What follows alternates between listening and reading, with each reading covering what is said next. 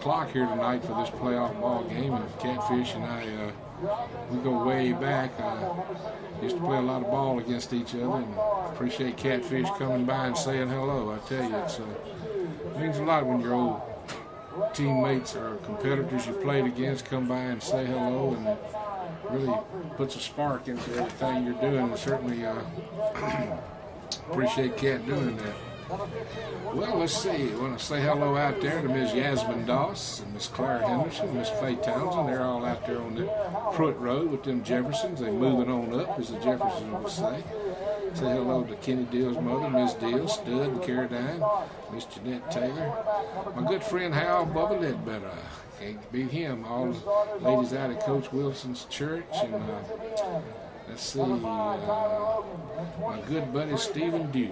That's my main man right there. He's a Bulldog fan. He's a Greenway fan. And, hey, that's about what I am. So let's give a shout out to my good buddy Stephen Duke. And the Bensies and Doc and Randy Hazard, they all listen every week. And a bunch of you out there. And certainly I don't have a list like I used to, but you know who you are, and all the elderly people and all the factory workers. And I'll be honest with you, it's a pleasure to live in this community, and people walk through the markets and places and somebody will holler, "Who mercy." It means a lot, and that's as good as it gets as far as I'm concerned, and certainly don't ever quit it. I won't quit being who I am, and you don't quit being who you are.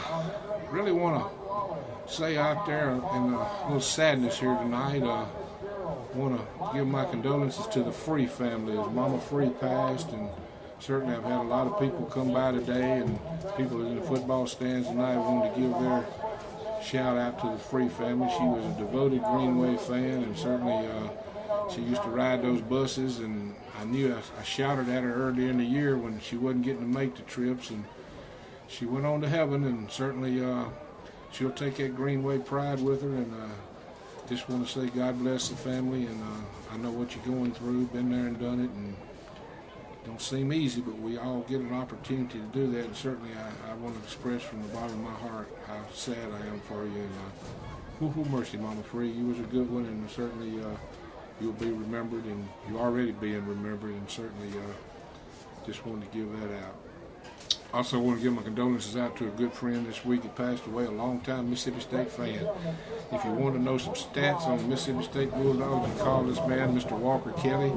He passed this week. Walker was a good friend, and certainly he loved those Mississippi State Bulldogs. Give our sadness and condolences out to Walker Kelly's family, too. Well, let's pause, JB, again. We're going to have the national anthem, so let's pause, pay some bills right here. American Flag Guard, Cadet Private Shantara Walker. American Flag Bearer, Cadet Private Laquaria Young. You feel like it's a ghost in there, don't you? I know it. I will get through it.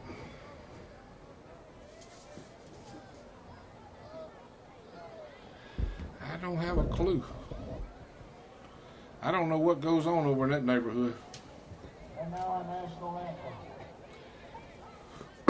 I just do the football games and go to the house.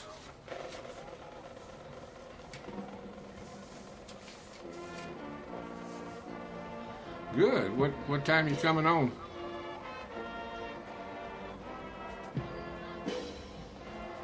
99 point what? Okay, you in.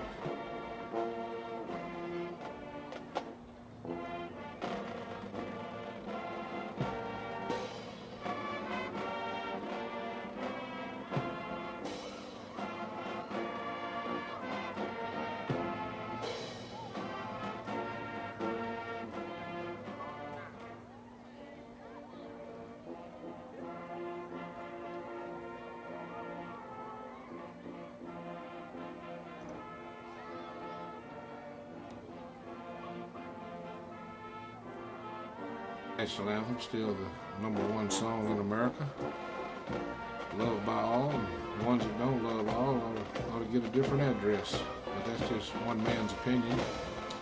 Well, the Canton crowd, let's see, they got 2, 4, 8, 12, got 22 over there right now, 22, and I don't say holding, maybe counting. But this has been a wacky season for visitors' attendance at West Point High this year. We haven't had a lot of people to attend the games this year, and I don't know what's happened to the home crowd. I don't know if it's the price of the tickets or they're saving their money for something bigger and better, a bigger prize, but certainly the home crowd hadn't been that good this year. I don't know what the deal is, Lucille, but this team's very worthy of coming to watch them. I would say they're all listening to me, but that would be boasting, and I don't want to get caught in that game. Say hello out there to the New Hope crowd. A lot of people over in that area, Starkville, Louisville, Aberdeen, Amory. A lot of people listen to our broadcast when they're not playing their game. Certainly, every community supports their high school football team, and that's what's good about this whole environment we live in. It's a good place to be on Friday night. Put your hoodie and come on. The West Point Greenway will be coming out of the south end. They're going to be in there all green. They're sending their captains out. By the way, Tez got the Player of the Year in the district. He got the Most Valuable Player award. They didn't get Oxford didn't politic us out of that one. Tez was so good he couldn't deny him. Still won on a 6-2 vote, but he's a top-rated player in this district, and that's quite an accomplishment. Of course, we had several other keys. Aries was #1 running back. Freddie was on the defensive side, and Freddie finished #2 as a top defensive player behind the kid from Oxford. And I'll reserve my right to answer that later. Canton's got their captains across the way. Let's see if I can pick their numbers up. They've got #4, Fred Smith. Everybody's got a Fred Smith. #78, Marcus Robbins. He'll be one of their captains. #52 and #9, I believe. 52 is Luther Wilkes. #9 is Erie King. So that'll be our captains. Our captains will be T.J. Minor, Freddie Reed, Tez Lane, and I believe Andre Bennett. Mr. Bennett will be out there. Antron Bennett. So that'll be the captains for the West Point Greenway in this first round playoff game. See Sean Taylor's little boy down on the side of the field. I missed the game last week, so that's Skippy's grandson. So at the first year when I found out who he was, and I always liked him and loved him, and when he started hanging out here as a manager, I had an opportunity to see him a lot more. And he brought tears in my eyes, and I go down and I rub his head before every ball game. And at first it puzzled him. Now he runs to me when he sees me, and it's my way of telling Skippy I miss you and love you, and I'm carrying on our friendship through your grandchild, and it really means a lot, Skippy. I miss you, Skip. You were my main buddy, my #1 friend in life, next to my family, and certainly Skippy was a long-time coach, ball player here, and But anyway, I finished my story. Little Taylor, when he saw me coming, I motioned to him. He come running over, and he pulled his toboggan off without me asking him, and I rubbed him twice since I missed the New Hope game to keep up our little tradition thing. So that's my way of telling you I love you, Skippy, and I miss you, big boy. Every Friday night I think of him and Jack King. They was the two that I always looked forward to seeing when I started in this business, and Jack was the one that hired me. He was I was his right-hand man. He taught me what little bit I know and don't know. West Point won, deferred the second half, so Canton will receive and West Point will kick off. So West Point got their lucky flip out again this week. But reiterating about Mr. King and I were having a beverage one night, and we had more than one beverage, and we got to striking up a conversation, and he asked me to do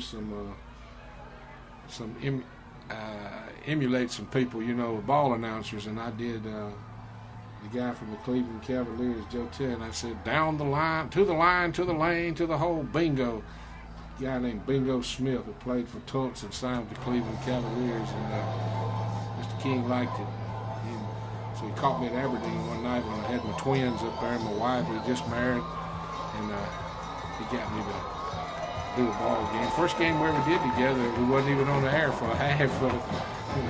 couldn't get it going right, but the rest of it's history. And thank you, Jack. I love you, man. So here come the Greenway. They're decked out and they're all green with their Greenway flag. And, so Canton Tigers across the way in their blue, white, and gold with their blue bonnets, and they didn't come out quite as enthusiastic as West Point. They're all doing the Leaping Lizard. West Point just came out as a unit and over to the sideline. So Coach Chris Chambers and his ball club will get ready to defend their honor against Coach Pete Brown's Canton Tigers, and we're just about ready to kick it off here at West Point High. Everybody's ready. The officials are out there. The teams are beginning to get out there, and so you're with the lady of your choice. And you pick out the drink you like and fasten your seat belts, and let's play some Greenway football. It's good to be back. So they're doing the Lenny. They play this song now. I named it after Al Leonard, the guy that did the play-by-play. They're doing the Lenny down there. Everybody's up bouncing and jumping, and we call it the Lenny around here. Everybody's doing the Lenny. Get up, Carolyn Randall, on your good foot. So if you're at home and you like to dance, get up on your good foot. They're doing the Lenny right now. Get you a little square and shake what little part you got left and shake it up, baby. Steve Cannon leading the charge. So we're about ready to play Greenway football. Limas El Toro Loco will kick it off for the Greenway. We didn't let the air out of the balls either. They checked our balls. They're ready to go. We're not Southern Cal. How about that, folks? Blame that on the manager. Well, Lane Kiffin, he'll do anything to win a football game. Fired the manager. They should have fired Lane Kiffin. That's another story for a later time. So we're ready to play high school football here, West Point Greenway style. Crowd's beginning to file in, getting ready. Tallest supervisor in Mississippi's in his seat, so the guy behind him will be able to see. That being RB, or Airbag Davis. He wanted to give a shout out to Mark Hazard. So Lemus will kick it away. Greenway's set to go down, and we're underway here in district play for the right to go to the state in the first round of the playoffs. Youngster will take it in around the 10, up over the 15, across the 20. They'll knock him down at the 22. A whole host of greenies there to pop him, led by number 2, Josh Ewan, one of the first youngsters down there to pop him. And that was number 27, Jonas Henderson on the return. And Canton will check their offensive unit in. The Greenway will get Daddy D and Steady Eddie at the defensive tackles. Fred Reed will be on the nose.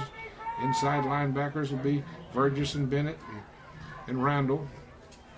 Safety will be Patterson and Jones, with the cornerbacks, and McIntosh and AJ in the secondary. So that's how we'll start the football game. Freddie will move to defensive end right here. We're going to get in the 4. They'll get up in an I formation. Smith gets them up. Jones gets them up to the line of scrimmage. He'll pitch it to Lewis. He'll bring it back the other way. Throwing it back. They want to throw a long pass downfield, and the only one that's going to catch that one's the referee, and he wasn't wanting no part of it. Little razzle-dazzle right off the way. They actually executed it well, except the receiver forgot to run long, and Jones threw it to midfield and incomplete, and that's how we'll start the ball game. 2nd and 10. So the Greenway at the front 3 of Reed, Daddy D, and Easy Ed over there. Ed Brown, Darius Gallion along with Fred Reed, and they'll flop. Reed and Brown will flop around. Bennett will move up on the line. So this will mark out his signals. He'll give it inside. He got a little running room out to about the 25-yard line. Picks up 3 yards before Burgess knocks him to the ground. Got a little help in there from, like McIntosh closed from his safety and came up and gave a little assistance. So it'll be 3rd down and about 7. We're just underway here at McAllister Field, Hamlin Stadium in West Point, Mississippi. I see Kenny Fowler across the way with those shorts on. He wears them hot or cold. He told me how that came about, and I'll tell you that later. 3rd down, possession down. Jones gets him up to the line of scrimmage. He'll mark out his signals. He wants to roll back. He's in trouble. He's going to get out of trouble, throws it up, and pass is going to be broken up. Should have been intercepted, but they broke it up nevertheless, and good job over there by Randall to break it up. Yeah, Kenny Fowler, he tried out for the class play in the 3rd grade. He wanted to be John Wayne, and they didn't give him the part. So he's been mad ever since, and he wears those shorts to show him he's true grit. So You do the math on that one. But he wears them year round. He's tougher than I am in this cold weather. So Williams will stand back about the 44. Hunter will stand about the 11. Gets off a nice driving kick. They're going to let the Green Wave's going to let it hit, and it'll take a little bit of a Canton roll, and the Green Wave will have the football at about the 43-yard line. So about a 35-yard kick with no return. Looks like number 80 kicked it away for the Tigers. That being Zachary Shavers. So Green Wave will bring their offensive unit onto the field. Tez Lane and company will come out there. They'll get in a shotgun formation. Williams will be beside Tez. They went to this a lot here lately. So they'll split a youngster to the left. Now they'll shift into the I formation and put the tight end to the left side. Thomas the up back. They'll give it inside to Williams, and he'll break it straight ahead, still on his feet to about the Canton 48-yard line. He thought he was going to go down, but he picked up a quick 8 and made that look pretty easy. A couple of Tigers there. Number 76 knocked him down. That was Durante Bolden. I don't know which one of these youngsters. One of these Canton youngsters signed with Ole Miss. I didn't get his number. He's a big tackle for him that signed with the Rebels. He's a signee with them. Second down and 2. Lane keeps him in a fine formation. He wants to roll around the left side. He's got the 50, 45 down the left sideline, still on his feet and clawing his way down to about the 32-yard line. It'll be 1st and 10 at the Canton Tiger 32, and the Green Wave made that look pretty easy. 1st and 10 from about the Tiger 32, 33-yard line, wherever they're going to spot him down. They're going to say he stepped out at the 34, so at my age, I was only 2 yards off. That's not bad. I'll get better as the night goes. I formation. Lane gets them up to the line of scrimmage. Thomas the up back. Lewis dotting the I. Canton with an 8-man front. Why not? They're going to shift Miner over. Flank the guy to the left side. Lane wants to roll out. Nobody open. He's going to keep it. Gets a block. 25 down the sideline. 20. High jumps him. Oh, he's in the end zone. What a run. And then he'll do a somersault, and he should get, I think he would get a penalty for that, for celebration. I would have penalized Lane right there. The greater runs it was, he did the somersault after he scores, and West Point leads 6-0 as he took it in from about the 33-yard line.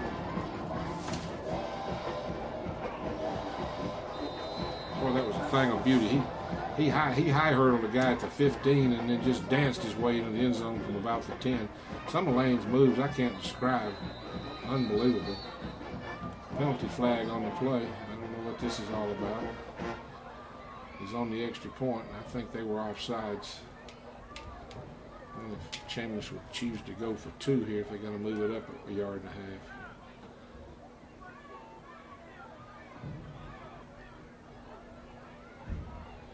Talking it over right now. Offsides against the Canton Tigers. I think they'll decline that. And just they're gonna. I wouldn't think they'd move that up. I figured they'd leave it there. It would make his kick a lot easier. Yeah. So they're gonna leave it at the 3-yard line. That's what I would do. The further back on the extra point, the easier it is. So he'll wait the snap. Dadgummit, they jumped again. We're doing do-si-do, and away we go. Offsides again. They're going to force us to go for 2, aren't they? If we'd have took the other penalty, then that one, let's see, 1.5, we'd be on the 3-quarter-yard line, but we're going to just decline them both and just kick the extra point. So, Canton's lining up to try to block it. Ball's down, kicks in the air. After all of that, he kicked it right down Broadway. Ole, El Toro Loco Lemus adds the extra point, and West Point leads 7-0 at the 9:51 mark. So the Green Wave will kick it off, leading 7-0. We're here in West Point, Mississippi at McAllister Field, first-round playoff game. The winner advances to play the winner of Lake Cormorant and Ridgeland. Ridgeland's, I think they're playing that ball game at Ridgeland. So Lemus will come out to kick it away. West Point leading 7-0. Just took the ball, went 58 yards with no problem, and scored at the 9:51 mark. And Putty and Smutty might have to close shop early tonight. So Lemos gets ready to kick it off. He'll come forward. He's going to onside kick it, and Canton was waiting on it, and good job by the Canton Tigers, and I guess that was a coach's decision to onside kick. I wanted to put Canton away early, I guess, after the way they took that last offensive explosion. Canton was Johnny on the mark, and they'll have excellent field position at their own 47-yard line. So, as the old saying is, good for Canton. They were Johnny alert, and they recovered the ball, and now they'll come up to the line of scrimmage. So number 76 is a big tackle for them. That's Devontae Bolden. He's a senior. I believe he's the one that Ole Miss signed. He's the left tackle. So they'll give it inside to Lewis, and he'll bang across the 50 and picks up a quick 4 yards, and they'll call 2nd and 6. And just from watching Canton here in the early going, that would be their best bet, to keep that ball on the ground, run some clock, and try to hope they can keep themselves in this ball game and keep that West Point offense off the field. So Jones will get them up on a 2nd down. He'll split a youngster out to the left side. That'll be Ratliff. Rogers to the right side. He'll bark his signals out. He'll give it inside to his running back, and he could not go that time. A whole host of Greeny humanity was there. Daddy D, Vergis, Randall, along with another youngster there, number 57. The little punching man, Antonio Dent, A.D. Dent man. He puts a dent in them. So, 3rd down and long. If you ever met Anthony Dent, he is Antonio is one of the most charming young men you'll meet. He'll make you laugh. He's got that little all-American smile.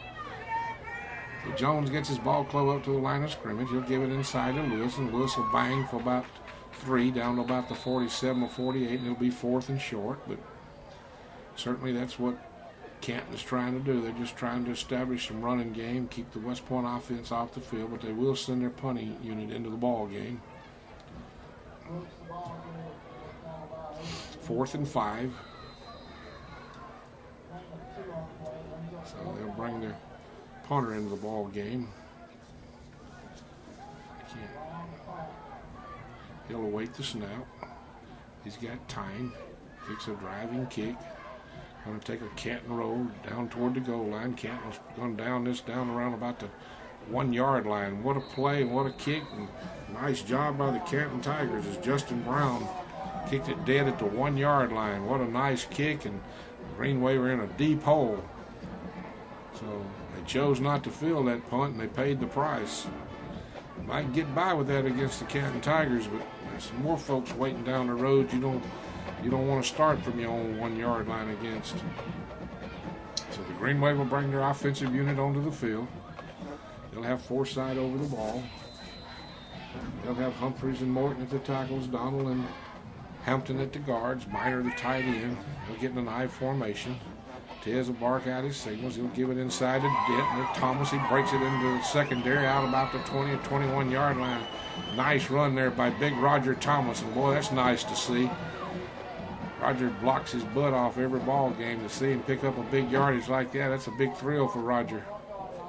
Nice run there by Roger Thompson, RT. Good run, Roger. Roger held on to that football, too. 1st and 10 from the Green Wave 21-yard line as they got a quick 20 out of Roger Thomas. So Lane will get his ball club up to the line of scrimmage. He'll bring a man in motion, that being Williams. He'll keep it himself and take it inside and juke it all the way out to about the 32-yard line. He faked it to the A-train and took it out to the 32 and should have probably enough for the 1st down. It is a 1st down, and so far West Point hasn't let off the pedal here on the offensive side. They're running the football with ease, as you might say. If we were in New Orleans, it would be the Big Easy. There's little Phil Domino down on the sidelines. Always good to see little Phil, one of my favorite people. Me and him had a birthday here recently. So Lane will bark out his signals, go with a long count. He'll give it to the A-train on the left side. He breaks it outside, 45, across the 50. well, maybe close to the 50, out to about the 48. So he'll pick up about 17 on the play. It'll be 1st and 10 from the Greenway 48-yard line. Just underway here in West Point, Mississippi. About 6 minutes left here in the first quarter. West Point leading 7-0 and on the move again. This one started at their own 1-yard line. They've racked up 47 yards in three runs. Canton yet to put any resistance defensively against the Greenway. So Lane gets his ball club up to the line of scrimmage. He wants to roll right, wants to throw, got to complete, got there to Prince. Prince still on his feet, looking for a block. He's bouncing him, they're bouncing him around like a pinball machine, but he's down on about the 38-yard line, so he picks up about 16 yards on the play. It'll be 1st and 10 again at the Tiger 38-yard line. So first pass of the night goes from Lane to Prince, and it was a very charming play. So play being brought in from the sidelines. Wardlaw and Howard into the ball game. They'll get Howard out to the right side, Wardlaw to the left side, and they'll put Patterson in a slot to that side. Tight end to the right side.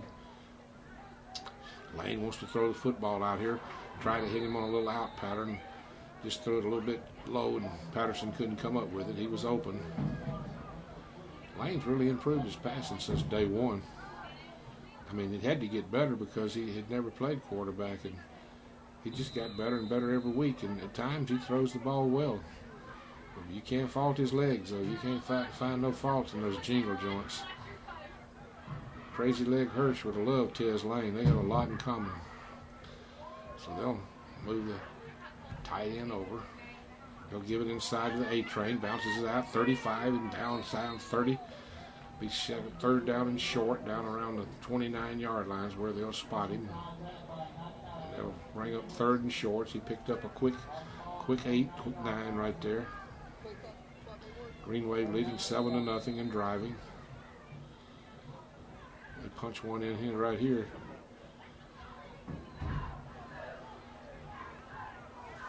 So they'll come up to the line of scrimmage on 3rd and short, make it about 3rd and 2 to be exact.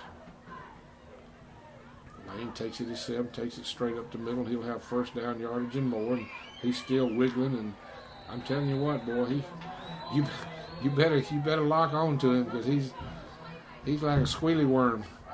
He'll get away from you and be gone. Some of his runs I don't do justice, because I'm thinking he's down, and here he comes again. 1st and 10 at the Tiger 19-yard line. West Point pretty well manhandling Canton here in the early going. They'll split Minor to the right side. They'll get Aries in a slot to the left side. Shotgun formation. Lane wants to roll back. Wants to throw into the end zone. Pass broken up. Nice defensive play. That's the first nice defensive play the Tigers have made tonight, as Kevin Ratlett stretched his body out parallel to the ground and knocked that one down. And if Tez had lofted that one, that was a sure touchdown. Williams was wide open over in the corner of the end zone, but he tried to drill it on the line, and Ratlett made a nice play to knock it to the ground. So Forsythe out over the ball. Starks the up back, the A-train dotting the I behind Tez Lane. Tez barks out his signals. He wants to roll out. Throws it out here in the flat, incomplete. Tried to hit Starks and just overthrew him. The Bluebirds are out.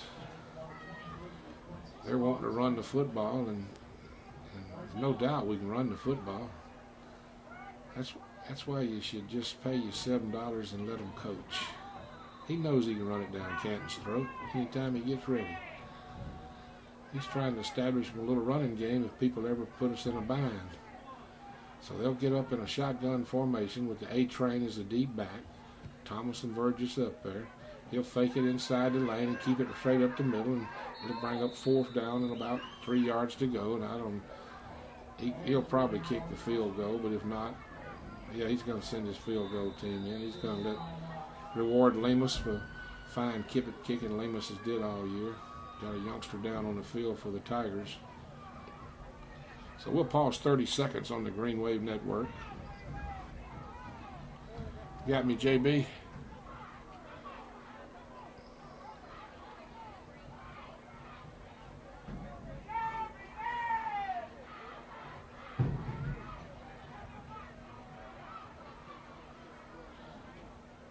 Are they running themselves?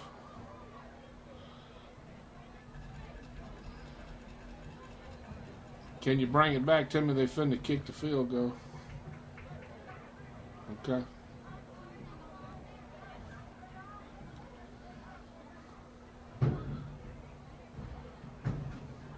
Welcome back, ladies and gentlemen. West Point looking at a 4th and 4 from about the looks like about the 13-yard line. So they're going to fake it though. They're going to go for it. They're going to run up, and they brought the field goal team out, and then they're going to try to draw them off sides, and that's not going to work. So they're going to have to use the timeout now. So I don't see the play clocks working. I don't know. Is it just me, or the play clock's not working? I just happened to glance over and I didn't see the play clocks working. Are they out of whack tonight? Play clock.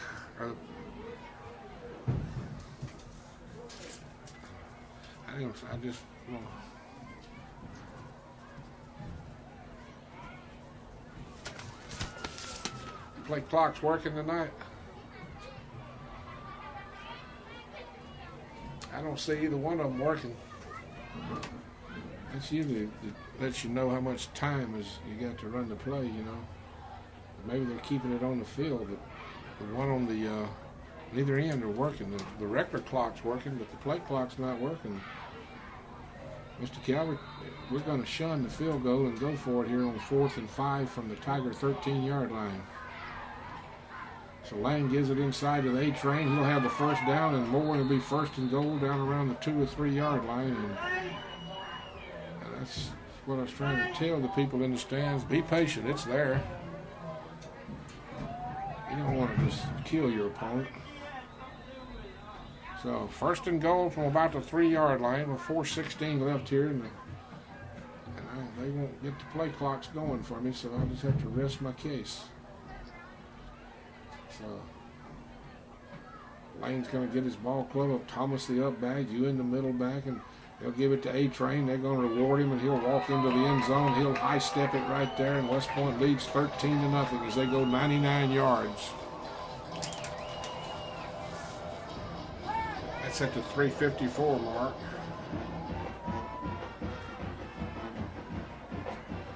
They'll bring El Toro Loco in. There's that old fight song, Downtown Brown, cranking them up down on the west end. So they'll await the snap. Ball's put down, kicks in the air.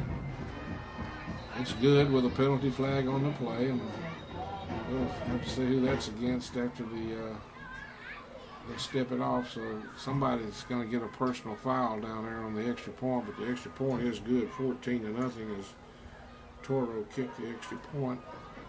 And West Point leads this one 14-0 here in the early going, and Canton needs to put some fuel in the fire. They need to tighten up a little bit and get a little tougher on defense. Or not, they're going to be on the short end of the stick on this one.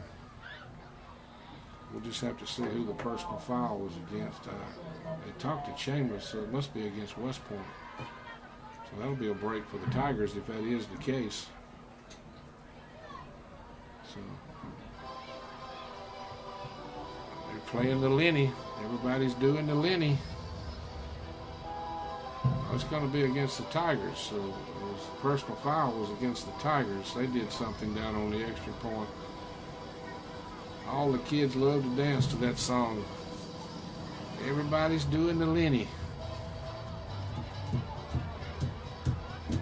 Fowler, Pedro, Eddie Swift, DJ Eddie, all of them down there doing the Lenny. Of course, they'll deny it if you tell them on the streets I said it, but they are doing the Lenny. Kids love it. If I wasn't doing the ball game, I'd be doing the Lenny too, Carolyn Randall. So Lemus will kick it away for the Green Wave, leading 14-0. I'll spot the ball at the Tiger 45, so he'll kick this one in the end zone with ease unless they just choose to pooch it. He's going to try to kick it right through the uprights, knowing Lemus, and I think he got it done. He loves to kick that football. 14-0, West Point leading after the touchback. The Tigers will bring their offensive unit onto the field. They'll get Jones and Lewis at quarterback and running back. Little combo there. A big tackle they love to run behind Durante Bolden. He's a senior.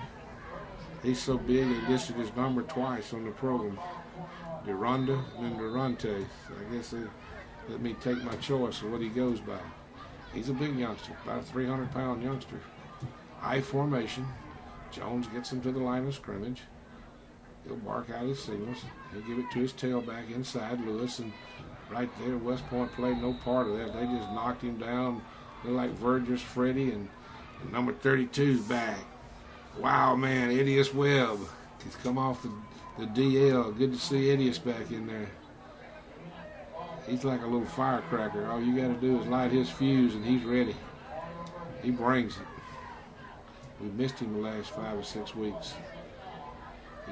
He's a little firecracker in there, I promise you. Jones gets his ball club up the line of scrimmage, 2nd and 10. He'll pitch it to his tailback, looking for a little running room. He'll get back to maybe the line of scrimmage and where a whole host of green is there to hit him. They like McIntosh and Randall. Also Vergis and Big Daddy D and Freddie and Easy Ed, all of them everybody, just like a whole host of humanity there. And it was wearing green. Good to see Swag Fuller down on the sideline. Swag just finished him off another election. Him and his mama, she does a good job with those things. I asked where Swag was. They said they had to let him miss practice where he could help his mama get all that done. So, 3rd down and long. Jones gets his ball club up to the line of scrimmage. He wants to roll back. He's got time. He throws it long down here. Got a youngster out there. And did he hold on to the football? Yes, he did. Nice catch. He just out-wrestled the West Point D-back at about the 50-yard line, and Canton will have 1st and 10 at the Greenway 50-yard line. So that's the longest, best play of the night for the Canton Tigers. As Jones hit Darius Johnson, and Jarris hauled it in right there, and it'll be 1st and 10 at the Greenway 48, 49-yard line. So nice pitch and catch from quarterback to wide receiver, and first down. They call pass interference against West Point, and then they turn that one down. They'll take the 31-yard pass play. So that's how we'll set up right there. 1st and 10 for the Canton Tigers. Jones gets his ball club up to the line of scrimmage. Lewis, the deep back behind him. West Point in about a 7-man front. They'll give it inside to little Lewis, and they'll just bounce him back right now. They just can't get anything going running the football. Burgess is he's coming off that pile every time. He's having a field day out there. He's a youngster. He got help from Randall and Big Daddy D. Burgess is a youngster, blocked his butt off for 2 years out here, and then they moved him to defense. And first couple of games, he had to get a little feel for it, but ever since then, he's been full steam ahead. He's a very excitable young man. Rock Vergis. So up to the line he comes.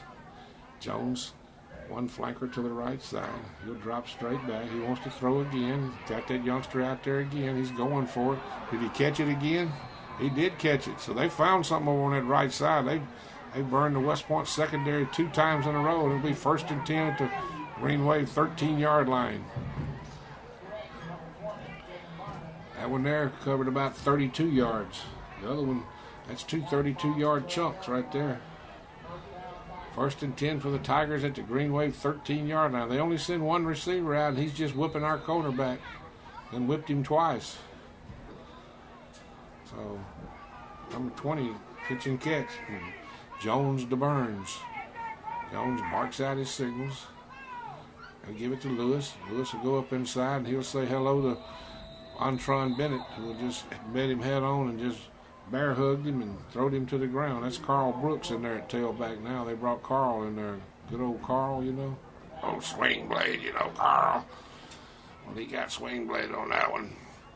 As Bennett just hit him at the line of scrimmage and knocked him down for a loss of 2. So, be 2nd down and 12. Ball resting in about the 14-yard line. Greenway trying to dig in on defense as Canton's burned them on 2 long pass plays against our left corner. You can bet people are studying film on that for future games. Jones drops straight back. He wants to throw deep this time, but nobody but the paramedics and whoever they brought in free with them. Cops over on that deep side over there. Fell incomplete. That'll bring up 3rd down and 12. If you just joined us, West Point's leading at 14-0 with 22 ticks left in the first quarter. I promised Doc Hazard I'd give him the score as much as I could tonight. So Doc, it's 14-0 West Point. You ought to hear Doc call them cows. Come on, boys. Come on, boys. That's what I do sometimes when West Point ain't playing good. I have to pep them up a little bit. So Canton's going to call a timeout. We'll pause 30 seconds on the Green Wave Network with the Green Wave leading 14-0 over the Canton Tigers. Thank you, JB.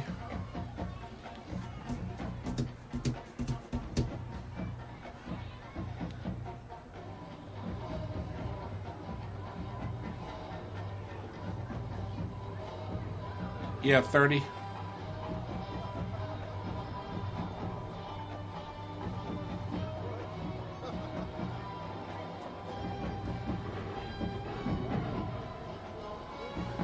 Welcome back, ladies and gentlemen. I'm Bud Bourne, a longtime voice of the Green Wave. We're sitting here on a 3rd down and 12 from the Green Wave 14. The Canton Tigers had showed no life until this drive, and then their quarterback Jones hooked up with their wide receivers Kevin Burns on a couple of long 30-yard plus bombs, and the drive is stalled and it's 3rd down.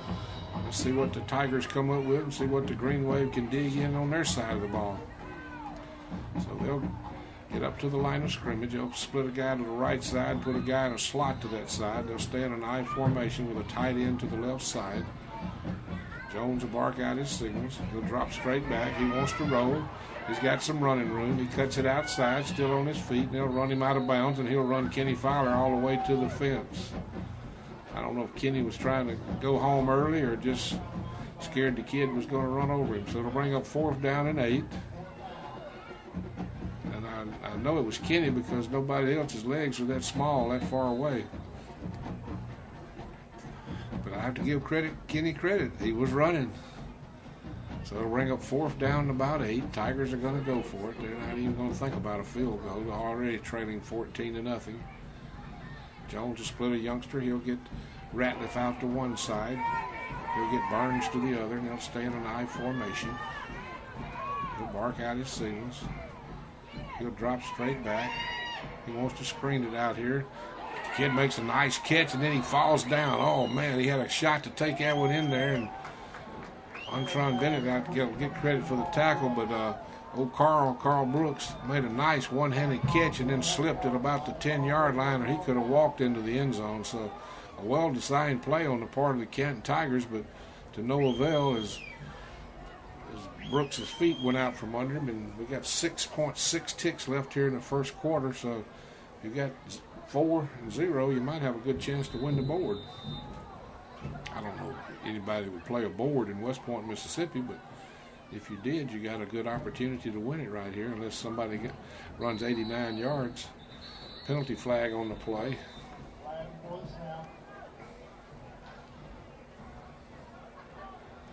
I don't know what this could be about, unless they had too many players on the field. 3, 5, 9, 10, 11, 12. I believe that's what the deal was. They had some kids that didn't come out. Illegal participation. So now they'll move it out to the 16-yard line. It will be 1st and 5. So the Green Wave will try to finish up the first quarter. And whoever's got 4-0 will holler and tackle them, Canton, tackle them. So up to the line they come. Lane barks out his signals. He'll give it to the A-Train. A-Train will take it out to about the 22-yard line. We'll get knocked down there by number Fred Smith. So that's how we'll end the first quarter with West Point leading Canton 14-0. Let's pause 30 seconds on the Green Wave Network, JB. Take it away, J-Boy.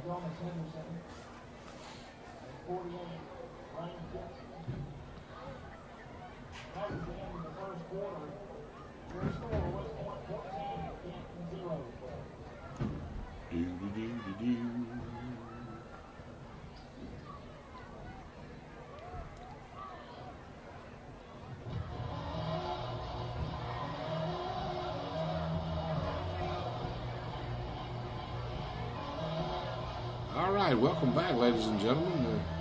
We're doing the Lenny out here. Swag Fuller. He loves doing the Lenny. He's got it going on. Swag's one of the better dancers on the team. I can see that already. So West Point 14, Canton nothing. We played one quarter. Canton made their initial drive of the game and came up a little short down at the Green Wave 11. That's how we stand here at the end of one quarter. West Point will check their offensive unit back in the ball game. They'll get Humphreys and Morton out there along with Donald and Hampton at the guards and Forsythe the center. T.J. Minor the tight end. They'll bring Josh Ewing in the ball game and put him in a slot. And Lane will take the snap. Canton digging in on the 4-5. He'll give it to Ewing around the right side. He cuts it up. He's on his feet. He's got a 35. Down the sidelines he goes. And let's see where they're going to spot him out of bounds. About the 39. Picked up about 18 on the play. So good run by young Josh Ewing. And there's a kid that's improved from day one. He was supposed to have been the starting quarterback. He was in the spring. Went down with a shoulder problem. Never could regain his spot after Lane stepped in and just became the top player in North Mississippi offensively. But Josh has never let his guard down, and every chance he gets in there, he keeps his head up, and he's really improved. And you're going to see a lot of Josh Ewing before he leaves West Point High. So up to the line they come. Tez gets them in a shotgun formation. He'll bring Patterson in motion. He'll give it to Patterson. Patterson trying to get outside. He cuts it inside at about the 45, and he'll knock him down right there. So that's where the Green Wave will have second down about 4. So they'll just hand him to him on a little speed option. That's all it is a speed option. You get in a shotgun formation. You bring a fast youngster in motion. You can give it to him. Ole Miss runs it every week with Scott. Bulldogs run it some with their wide receivers. So they'll get up to the line of scrimmage looking at a second down and 4. So Lane will give it to Starks back the other way, and Starks will dive straight ahead, and I think there's a fumble on the play. I believe the Canton Tigers are going to have it. They're going to rule it a fumble. I thought he was down, but the referee says that the ground didn't cause the fumble, so the Green Wave will cough it up, and so the Tigers will take it over. So the Green Wave turnover, one of the first turnover tonight for either ball club. So the Tigers will have the football back at the 1 yard on the other side of the 50, and the Tigers are hanging tough here in the second quarter, down 14-0, but had a drive on their previous time they had the football, and now they forced the turnover. So I guess when you thought they'd pull the dirt over them, the Tigers are fighting back. They're clawing their way back in it. So the Green Wave will dig in on defense. West Point's only give up 2 positive plays to them with 2 long passes. The ground game's been nothing. So Jones will drop straight back. He wants to hang it high and long again.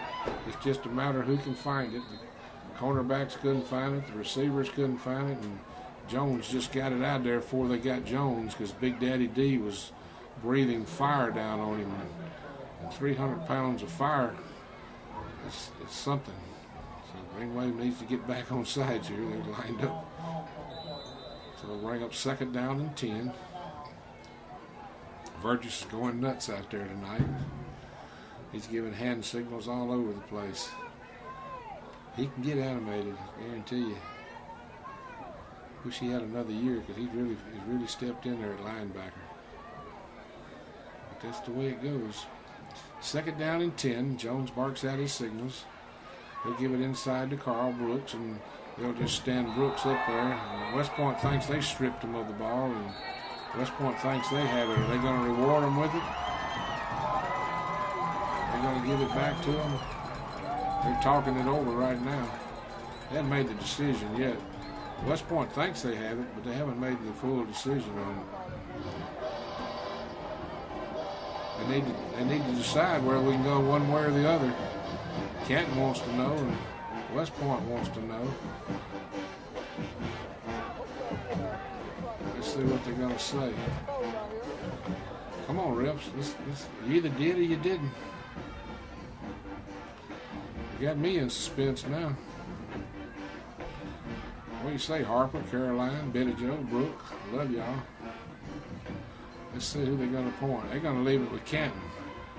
So Canton will will keep the football. It'll be 3rd and 10. So West Point had a false celebration, and Canton got the old Rolade relief. So it'll be 3rd down and long. Sometimes I don't know why it takes that long, but I've never been a referee, and I haven't reffed in 50 years or 40 years. So up to the line they come. Jones will get his ball club up to the line of scrimmage. Freddie and that Ole Miss youngster, they're battling it out there. I've seen them having a little personal battle after the last whistle. So Jones will give it to Burns around the left side, and Burns will cut it up inside, and that's where they'll knock him down at about the 50-yard line. And Fred Reed just put a blistering pop on him, along with Burgess and Bennett and Eddie Webb. So bring up 4th down with a penalty flag on the play. I think we'll decline that one, I'm sure.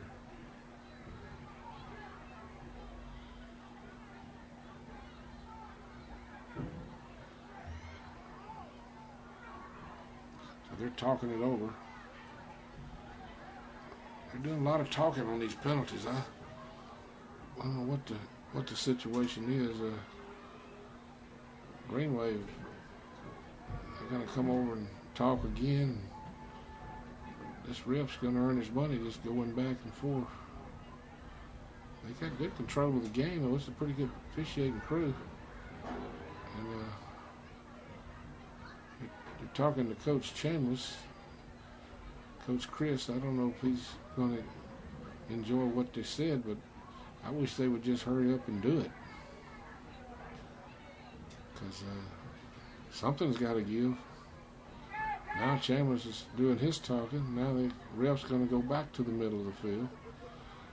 Now let's see what his signal is going to be. Illegal participation declined against the Canton Tigers. So that'll bring up 4th down. It's a little shift. I don't know why that was that hard to figure out. If it's 4th and 12 and the penalty doesn't result in anything, why don't you just say that and let's go with it?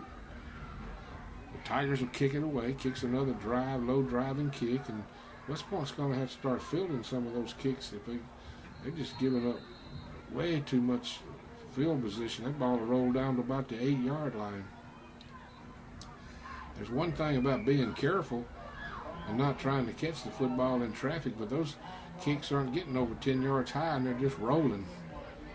Somebody needs to come over and at least try to stop that kick from going. That ball hits at about the 25 and rolled all the way to the 8-yard line. So Greenway was facing 92 yards of real estate now, already leading 14-0. They'll bring their offensive unit into the ball game. Canton beginning to stiffen a little bit here of late. They'll give it to the A train. They're right there waiting on him that time. A whole bunch of Tigers there. It'll be 2nd down and about 10. They hit him right at the line of scrimmage. Flying bunch of little bluebirds there. You know, you give up that field position like that, people smell blood. They tighten up a little bit. So I formation, Lane the quarterback, Thomas the up-back, the A-train dotting the I. Patterson to one side, Howard to the other. Lane wants to roll out. Now he'll cut it up inside. They're waiting on him at about the 11-yard line. They'll knock him down after about a 2-yard. Number 68, Rucker Stewart. He's just a junior. He's about 5'5", weighs about 285. Him and number 62. They both look like they eat at the same training table. They're both about 5'5", 280. They're like me. They ain't never seen a hamburger they didn't like. So 3rd down possession down as the Tigers have tightened up here in the 2nd quarter. Forced West Point into some bad field position, and they're lining up everybody. They're about a 7-8 man front up there. And they'll pitch it to A-train around the left side.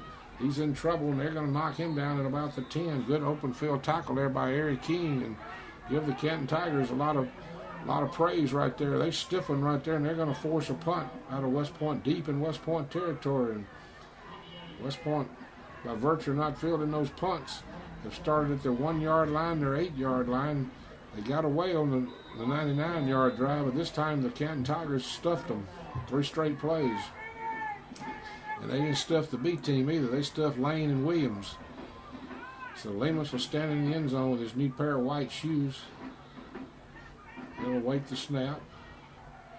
Looked like Canton was offside. They didn't call it. And Lemus gets off a terrible kick, but it's going to take a pretty good roll for him and roll up to about the Greenway 49. So he'll get about a 40-yard effort. And that ball didn't get grasshopper high either.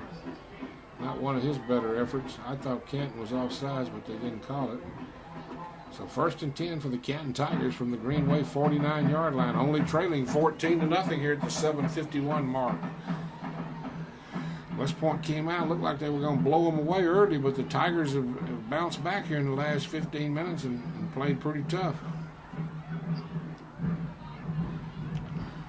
So Coach Trish Chambers is going to put some earphones on. I don't know if he's listening to Merle Haggard or talking upstairs up here. So the Tigers come up to the line of scrimmage. Jones will get his ball club up to the line, only trailing 14-0. Jones will pitch it back, hand it out, and then he'll pitch it back to Jones, and Jones is in trouble. His Ed's after him. Ed Brown, it's a foot race, and Jones is going to win the foot race and pick up about 9 yards on the play. So it'll be 2nd down and 1. They flushed him out of the pocket. Looked like they had a shot at him, and he just refused to go down, and he just kept traveling and got the job done. So that'll bring up second. Well, they're going to say he stepped out of bounds about 3 yards back from what I saw. So it'll be at the Greenway 43-yard line. It's 2nd down and 4. Another positive play for the Canton Tigers, because they've got a little life about them right now. West Point's let them hang around. They're fighting us pretty good right now. They'll give it inside to Carl Brooks, and that play just ain't going to go. Carl picks up about 2 yards. It'll be 3rd down, about 3. Reed and company in there knocking him down after a short gain. So it'll be 3rd down and 3. A little better crowd here tonight than I thought it was going to be. Still not up to the standards we've had before. So Jones will get his ball club up to the line of scrimmage. They'll stay in an I formation, and they'll draw the 5-yard penalty, and Burgess smelled that out quick, but after the whistles had stopped, he kept playing, and he just smeared the ball carrier. So that'll bring up, they'll step 5 yards off against the Tigers and make it 3rd and 8, make their decision a little tougher. We're on 106.1 tonight. Mississippi State Bulldogs are playing over on 103.1. They're playing hoops over at Troy, Alabama, so they bought the rights to have 103.1, and we're on 106.1 and bringing you live action here. So if anyone's listening and some of their friends can't find us, we're on 106.1. Let's pause 30 seconds on the Greenwave Network with the Greenwave leading 14-0. You got me, J-Boy? Got it, Jay? All right.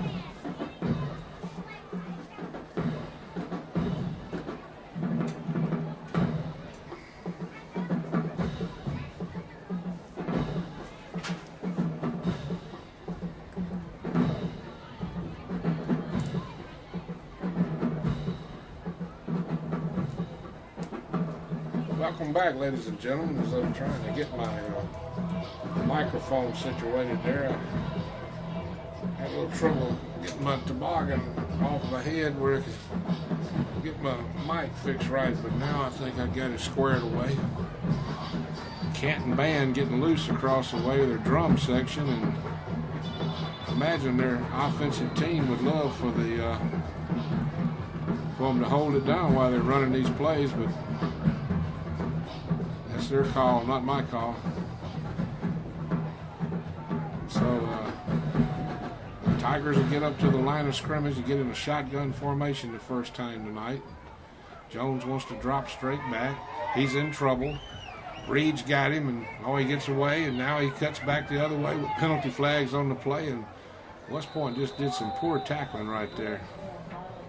They act like they didn't really want to put him down, and penalty flags, I don't know if a whistle blowed or what, but he barely got back to the 48-yard line, his own 48, and is holding against the Tigers, and I'm sure West Point's going to decline it and bring up 4th down and make them kick it away.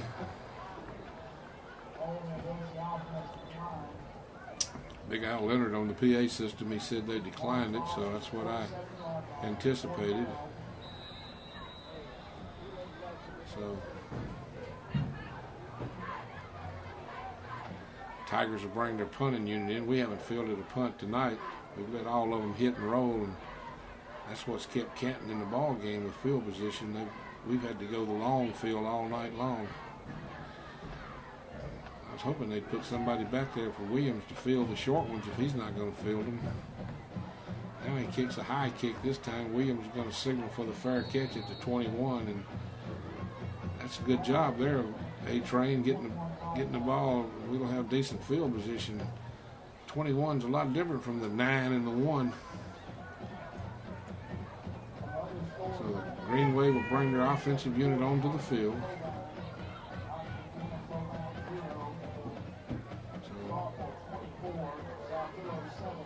Stark was leading 24-7, and Oxford leading 10-0, I believe, is the scores in now. So it's interesting games we're interested in. So Lane will take it straight up the middle, and they're going to nail Lane right there. And the Canton Tiger defense has really, really improved here in the second quarter. I mean, they're whipping our offensive unit pretty good right now. Bring up 2nd down and 9. Lane tried to take it straight up, and West Point's become very vanilla on offense to where they were luscious there in the first quarter. So it'll bring up 2nd down and 9. They'll get Prince out to the left side. They'll put Josh Ewing in a slot over there with Aries Williams to that side. They'll put Patterson on the right side and bring him in motion.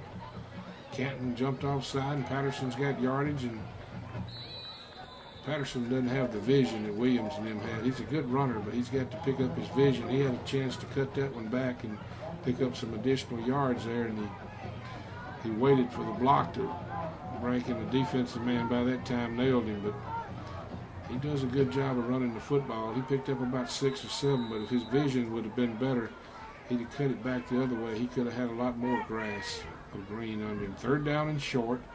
They'll get in that stack eye formation. Mono right here. And Williams will take it inside. He picks it up. He's got the 40.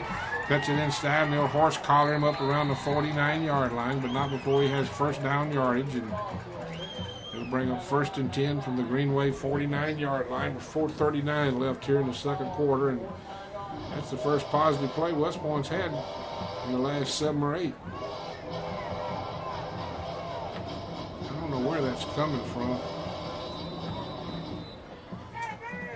I don't know who started that, but I ain't in favor of it. So Lane drops straight back. He wants to throw long. He had a youngster out there, but he just overshot him. The receiver broke the route off, too, for one thing. Good defensive play. I'm going to ask Alan what that is. When they put whatever they're putting on the PA thing, song or whatever it's supposed to be. It's the best they got. They need to reroute that.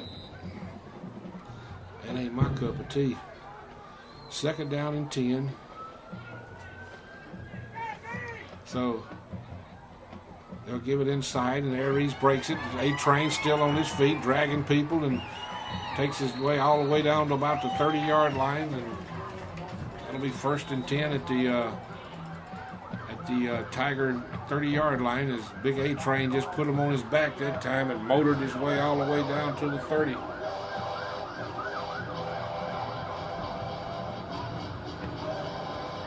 I don't know what that is, but I'm not for it. I guess the kids are. Oh, okay. They said that's for the train. I got you. They need a different sounding train then. They'll give it inside to Thomas, and they'll knock him down after about a 2-yard gain. I named him A-Train. I guess I'll have to live with the song, huh? Okay, whatever. 2nd down and 8.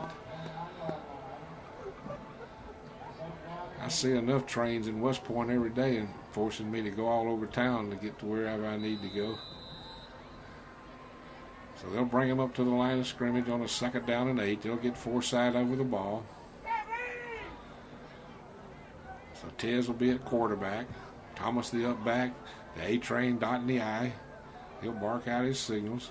He'll give it inside to the A-Train. He scampers straight up the middle, and he'll have a 1st down at the 15, and I'm sure they'll play his song again. 1st and 10 down about the 15 or 16-yard line. Green Wave knocking on the door again. So the Green Wave leading 14-0 and knocking on the door. Got Freddie Reed playing over on the offensive side. He'll put him at tight end right beside Humphreys. Freddie's quite a load at tight end.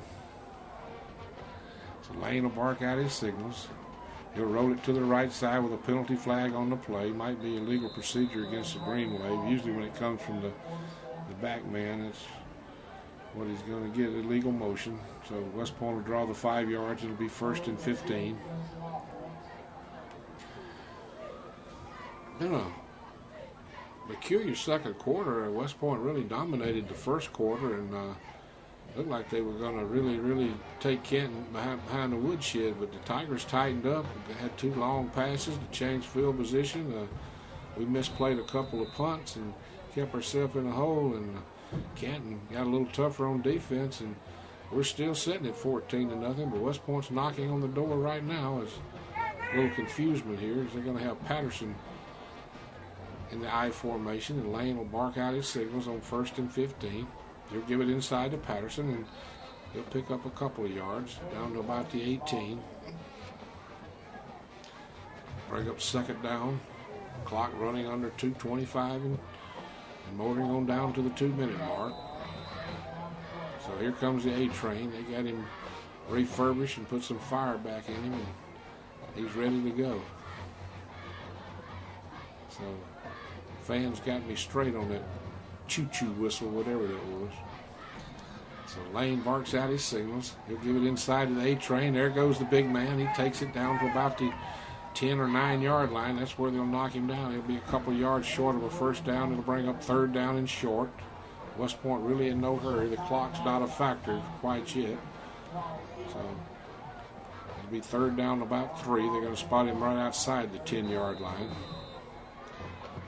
West Point will break the huddle at the minute 37 mark. They'll get Prince out to the right side. They'll get up to the line of scrimmage, and that's distracting when you're trying to call your play. Lane will bark out his signals. They'll give it inside to the A-Train. He should have the 1st down. And it should be 1st and goal. They don't need to run that train signal when we're trying to call a play. PA system's right down there. We're headed right into the PA system. So 1st and goal from the 7-yard line. Maybe I'm just too old. Maybe I need to get out of this business. 58 seconds counting. Well, they're going to call him 4th and 1. I thought he had it, but he's going to be a yard short. So they're going to break it up to the line of scrimmage here on a 4th and short. And Lane will look over about an 8-9 man front. And he'll give it inside to Thomas, and I don't know if Thomas got it or not. Canton says they don't think he did. We'll just have to wait and see. Be a big stop for the Canton Tigers if West Point didn't get it, and I don't see any indication of West Point in jubilation yet. I'm sure they're going to measure it. We just handed it to the up back, and they're looking it over, and Canton feels like they held us. West Point at least wants them to do a measurement, and boy, this would be a big play for the Canton Tigers if they did. So they'll bring the chains out, and if it's in Canton's favor, they're going to get out of here at 14-0. If West Point picked it up, then they got a shot to take it, make the score a little higher. They're going to stretch it out, and let's see. I believe Canton held us. They did. They turned us away. Good job by the Canton Tigers. So that's got the crowd stunned a little bit. I believe I would give it to the choo-choo whistle myself. I'd give it to the A train right there. But they didn't. 1st and 10 for the Canton Tigers at their own 7-yard line. Trailing 14-0, but feeling like Christmas came a little early right there. And you got to take your hats off to the Tigers. They hung in right there, and they stopped a pretty good offensive surge down there. I actually thought we got a bad spot on the previous play. I thought Williams had the first down, but I guess that's why I wear glasses and I'm too far away to really know. 1st and 10 for the Tigers. I formation. Jones gets his ball club up to the line of scrimmage. Trailing 14-0. They'd probably just like to get out of here right now. And they're going to take a knee, and wisely so. And they might have to run another play. I don't know if they'll have to run another play or not. But I'm going to have a talk with Allen at halftime and tell him next time we got the ball on that end, don't play that train song until the play's over with. What's up, my man? Hello, Boone. I didn't know if you made it or not, my man. Must be chilly down there. Your hands are cold. This should be the last play of the half. I don't even think Canton's going to run a play. So we played one full half of football here in West Point, Mississippi, with West Point leading Canton 14-0. West Point came out of the chute pretty good and took a quick 14-0 lead. And after that, the Tigers refused to go away. They tightened their waistline up and hung right in here, and that's how we'll go to halftime with West Point leading Canton 14-0. Let's pause on the Green Wave Network. What are you going to do, a minute and a half? Okay. Added them playing that train song. That got on my nerves. No. They was blowing it well before we come up to the line of scrimmage. That's something new they come up with.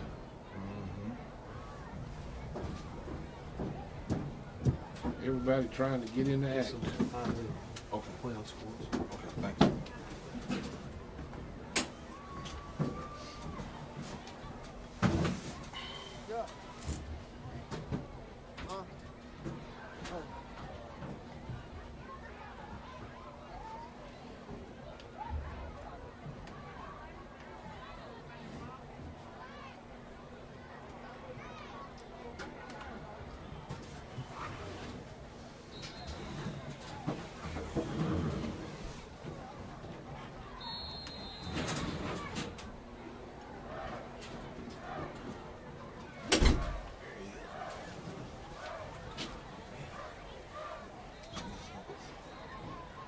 Listen for him.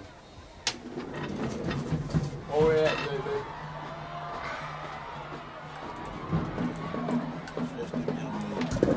Y'all may do away with the train. And welcome back, ladies and gentlemen, to the Green Wave Halftime Show. Alan Leonard along with Boone Lowry. Kind of what we expected, the ground game versus a Canton team that came into this game not scared to air it out when they need to. They can throw the ball around. So we got a 14-0 score here at halftime. Really, Green Wave taking control of this game in the opening quarter, and then Canton tightening down. So we'll get somebody else's opinion of the defensive effort at this point. But really and truthfully, kind of what we expected, a throw it around team, not having much success running the ball against the Green Wave. And so far, a good job by the Green Wave defense. Yeah, defense still have stepped their game to play up, and they're playing extremely well, getting some good pass rushes going on. Getting to the quarterback, Shiesty got the fella. He gets around pretty good. If you don't put your hands on him, you can't get him down. And I think Ken's just trying to get something started. And right now, the defensive front seven, they actually getting it done up front. Just to kind of give you some brief statistics at this point, Canton right now primarily going with about a 50-50 mix pass to throw ratio on the play. And like you said, Boone, you kind of have to hand it off to their quarterback, Fred Smith.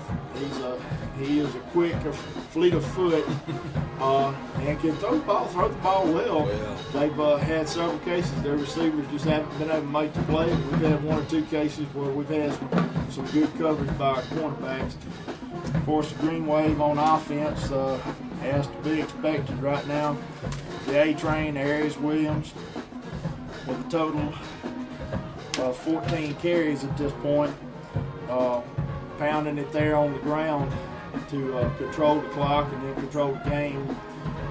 Come out, look strong on the opening drive, look strong on their second drive. Only went to a second down on that second drive 2 times in the whole course of the series. So really and truthfully, like we said, kind of what we expected out of this at this point in time. To pass along some other scores, and if anybody has some updates, we'll be bringing along those as quick as we can. But at the latest we have at this time, Oxford 10, Provine 6, Starkville 24, Saltillo 7. A game that the Green Wave will especially be paying attention to at this point. Richland 6, Center Hill 3. The Green Wave, of course, if this score holds, will go on to face the winner of that game in the next round.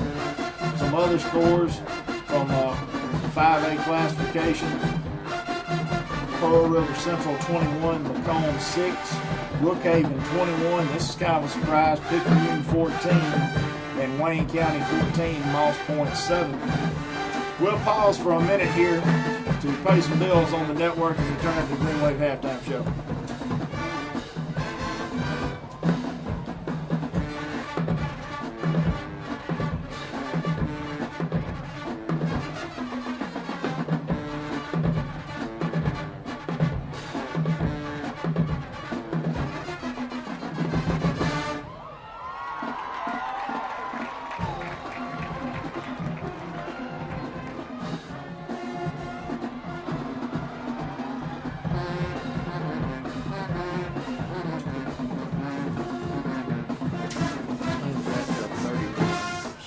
Scored 31-7.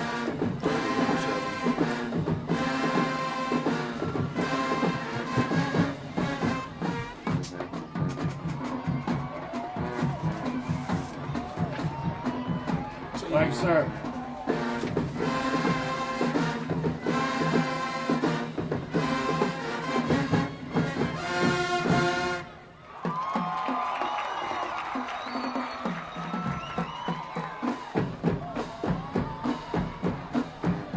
Welcome back to the Green Wave Halftime Show. This is Alan Leonard along with Boone Lowry. Boone, like we said, kind of what we expected at this point. And not to take anything away, this is a feisty little Canton team, but they did kind of back into the playoffs, to use that expression, as a 4 seed. And the Green Wave, of course, coming in as the #1 seed out of Region 1. In comparison to your days back during the three-peat, little different class as far as the way the classifications work, but describe to everybody, what exactly do you want to make sure you have here in this open round of the playoffs, knowing that as a 1 seed you're going to be playing a lower seed team? Well, what you want to do, you want to keep your guys focused on just that one game at a time still. This is the second season, the playoffs games, and sometimes when you're playing the last seed, you guys kind of have a rough week just really getting up for that team. If they just really focus on the record or what actually that happened, you maybe a couple lost teams maybe gave them a chance to get in. And it's just you want to keep the guys focused on just that one game, because sometimes the third seeds end up beating you, and they end up actually playing for the state championship. So you have to really be careful getting the team prepared. Back when I played in the 80s, I don't know, actually still not understanding how it works as far as playoffs game, but we was #1 seed, and we played all 4 all state championship playoff games here until it's a state championship. So now it's a little different, and you wait on the outcome of the other games, and it's just kind of just keeping your kids focused on the game that they're actually playing instead of looking at far ahead. And those are some changes that were made. Of course, the state going to the current, going from the old 5A system to the current 6A system. This will be the third year for the 6A classification, and of course, this being the third year for the Green Waves to participate in the, I guess you would say, new 5A.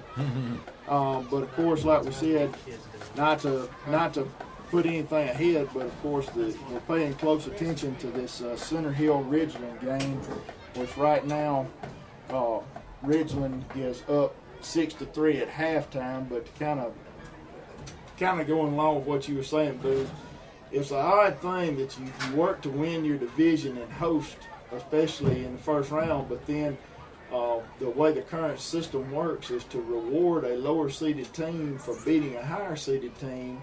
If Center Hill was to win that ball game, of course, being the 3 seed out of our own region, we'd be traveling up to DeSoto County next week to play there at Center Hill. A couple more updates. One update we do have for you is just before halftime, Oxford has scored again now to go up on Saltillo 31-7. Some other games that we'll be trying to get some scores to you here. Also, the south half of 5A currently in the second half, we said a minute ago, Brookhaven was ahead of Picayune. Picayune has now scored to tie that up at 21-all.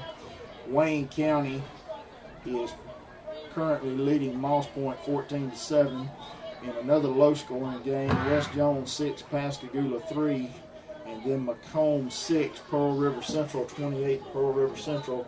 A lot of people like Picayune coming out of South Half, but Pearl River Central also looks like they could be a very strong team as well. I know in what I've studied of the Green Waves history, y'all, we kind of have, just since I've been here, we have quite a little record going against Wayne County. But then, you know, back in your days, I know Gulfport and Laurel, South Jones were the big rivals. You know, how do you view things kind of have changed over the years as far as the rival, you know, these long-standing rivalries between both halves of the state? Well, you look at what you have in your district. It's like we had Louisville, and always seemed like it was the outcome of West Point and Louisville were decided who was going to go to the state and possibly win the state championship. You can't really look at just what you did in the season. I remember sophomore year we beat Louisville 33-9 and played them the first round the next week, and they beat us 15-13. So it easily could swap like that, and it's kind of hard to get the kids up to play. But right now, the season is still wide open. First, second, or third, fourth seed. Starting running back with Reggie Williams. Huh? We'll take another minute break here on the Green Wave Network for a message from our sponsor. Yeah, just that quick. Dookie. He tore him up, man. So did. Then they beat us 15-13. 15, yeah. We had to go to 2 after they went to 2. They're in the second round? So they're playing with Fat? Plusky was the quarterback. Mm-hmm. He tried to keep it and then give it to Reggie. If he'd have gave it to him, he wanted to score. He pulled it. What is it? Women's basketball they got on? Men's. They were losing 32-22 at half. Oh, great.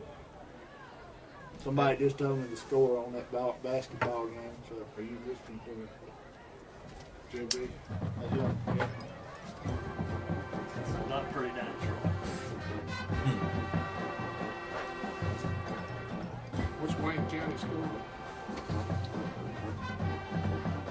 I'd like to see Wayne Picayune get kicked out of there. Welcome back to the Green Wave Halftime Show. Alan Leonard along with Boone Lowry. We'll have Bud Bowen rejoining us here shortly. And in the meantime, we've got our sports media director, Justin Goldenwater, trying to come up with some other ball games. We're trying to come up with some scores for you right now, and some local games of interest. Of course, Knoxville County hosting Lafayette in 4A, and Houston hosting Yazoo City. 2 games here with some local interest, and then Louisville traveling up to New Albany. That's your 4A matchups close by. And then we'll see what else we can bring along to you. But Boone, as far as the way you approach the second half of this game, The score is your friend. Of course, I know make the clock your friend, but what other coaching points would you say, how do you want to get out of this ball game and know you're prepared moving on? Well, you still want your guys to come out and just set the tempo and just, I would think the coach would want some more points put up on the board. The last few games of the season, they was up pretty good. We was up pretty good going into the half, and we had opportunity right there at the end and to score one more touchdown. I think just want to make sure the guys don't sit down. So what he's probably going to just get up and tell them, let's play West Point football, get out there and control the line of scrimmage and put up some points away and just put this team away if it's possible. Let's also compare one more little way of looking at this. Of course, I was here to watch the playoff run as far as 2010 and 2011, and both of those teams strong on defense, strong running back core. And both of those teams went on to play extremely well in the state championship.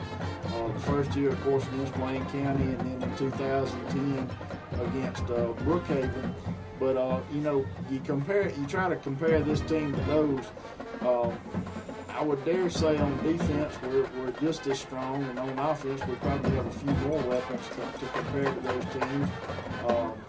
Maybe not as aerial balanced, but as far as being able to run the ball. And when you make it down there to Jackson, of course, if you make it that far, and like I said, we don't want to sound too presumptuous here for the people, because we know that in all likelihood, if the Green Wave is going to make it to Jackson, we're going to have to play Oxford, and we're probably going to have to play Starkville again at some point, or both those teams possibly. Just one of the two. Then you go into a rematch with the team. What does that what kind of mental preparation do you have to do to that to go up against and play a team 2 times in 1 year? You really have to stay focused. It's just like I was telling you about that last game of the season, my sophomore year with Louisville, 33-9, and turn right back around the next week. And it was 15-14, bud?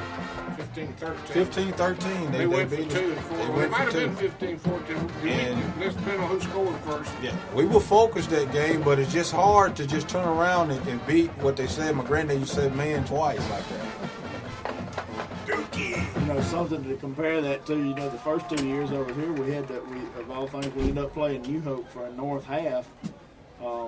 In the way the districts had rotated, we ended up playing on that field 3 times in 2 years. Never seen them here at West Point. So that was kind of interesting to see the way people had to focus to deal with that. We do have some score updates for you. That Knoxville County Lafayette County game, Knoxville up 14-0, and Houston currently leading Yazoo County 13-0. We'll also see if we can bring some more updates. We'll turn it over here to somebody who has some experience calling some state championship games, and give us basically your overall opinion, Mr. Bud, as far as comparing this team to our last 2 deep playoff runs. Well, you picked the wrong cowboy for that. That's something I have never been. I've had people put guns to me and try to make me say who was the best and blah blah. And I just like the way this team has improved from day one to right now. But tonight we've come out here and laid an egg here in the first half. I mean, we're way better ball club than Canton, and we started in the first quarter, and then you got to give Canton a lot of credit. They pulled their britches up a notch and they took the challenge. They got the 2 long pass plays to turn the field around for our field position, and then they hung tough. We misfielded a couple of punts, kept ourselves in a bad field position. Let me sit down, Dookie.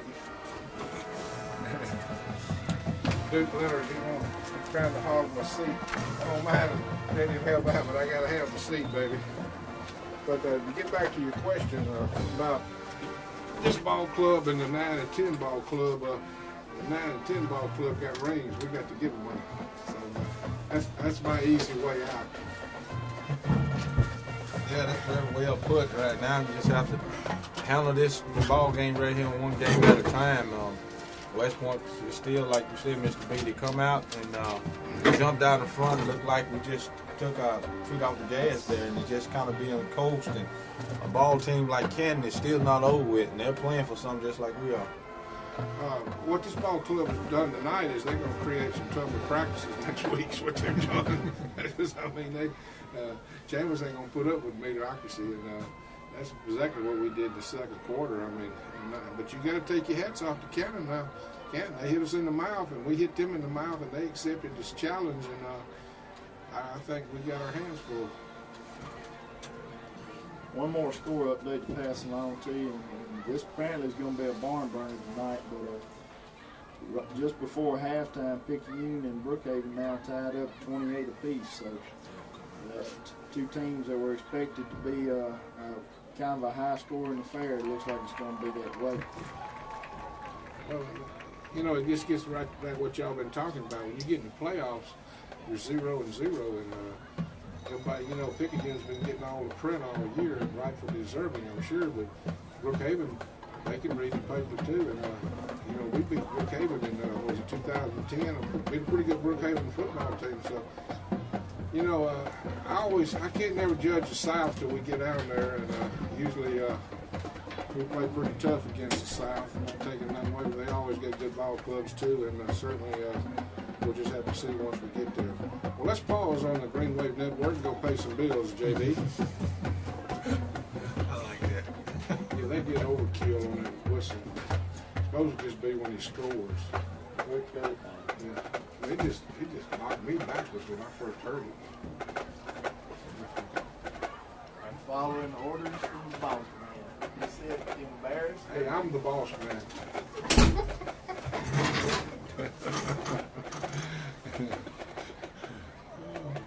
I didn't like it. Still with me, JB? Okay, bud, just holler to get ready.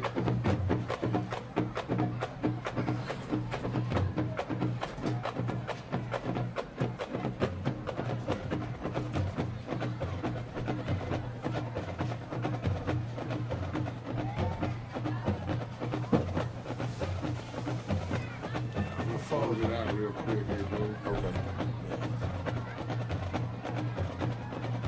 All right, welcome back, ladies and gentlemen. We're closing out our halftime performance here. The Canton and the West Point bands put on some outstanding shows, and certainly the West Point girls accepted the challenge. The Canton girls come out, and as I guess the old saying is, they got after it pretty good, and the West Point band took the challenge, and they put on quite a bit of performance themselves. So, Boone, any closing remarks before you get out of here?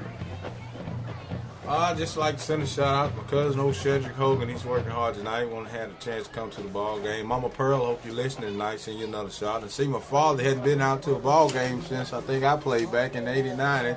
Reverend Willie B, he's out there. Mama Lucy, she's sitting out there. So just a hats off to them to have a safe trip back home. All right, Boone, appreciate you coming by, and I'm going to take one more small commercial here, JB, and come right back to me, bud. Appreciate you. He's crazy over them scores. Yeah. Can you hear me, JB? All right, bud. Yeah, you Appreciate it, bud. Yeah. Can't look at that, man. That could change. He ain't going to make me say who's the best either. I know that. You see, I kept dodging. We know who's the best. Oh, yeah. I got to get me one of these. All right, welcome back, ladies and gentlemen. We're just about getting ready here for second half action. Appreciate Adam Leonard and Boone Larry doing the halftime show. They'll I guess we'll call it the linebacker and the public directions report.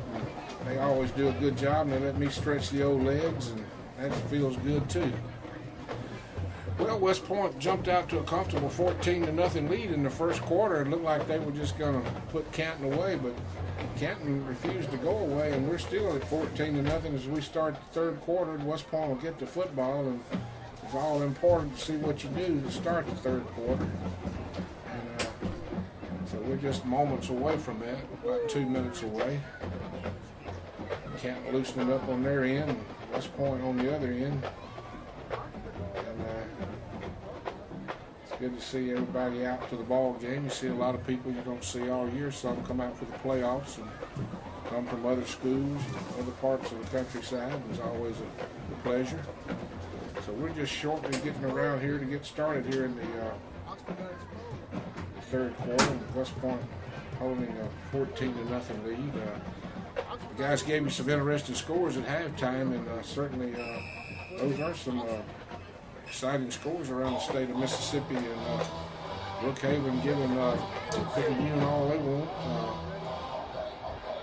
Wayne County in a tight battle with Moss Point and West Point and Starkville in tight battles.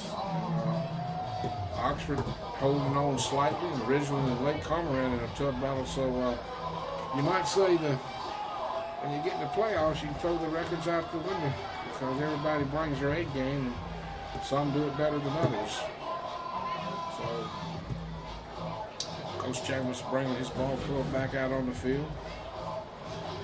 His assistants, Lee J. Grisham, Flazell Wilson, Kendall Pickens, Ricky Alton, Casey Wells, Brett Morgan, Josh Probus, Matt Snow.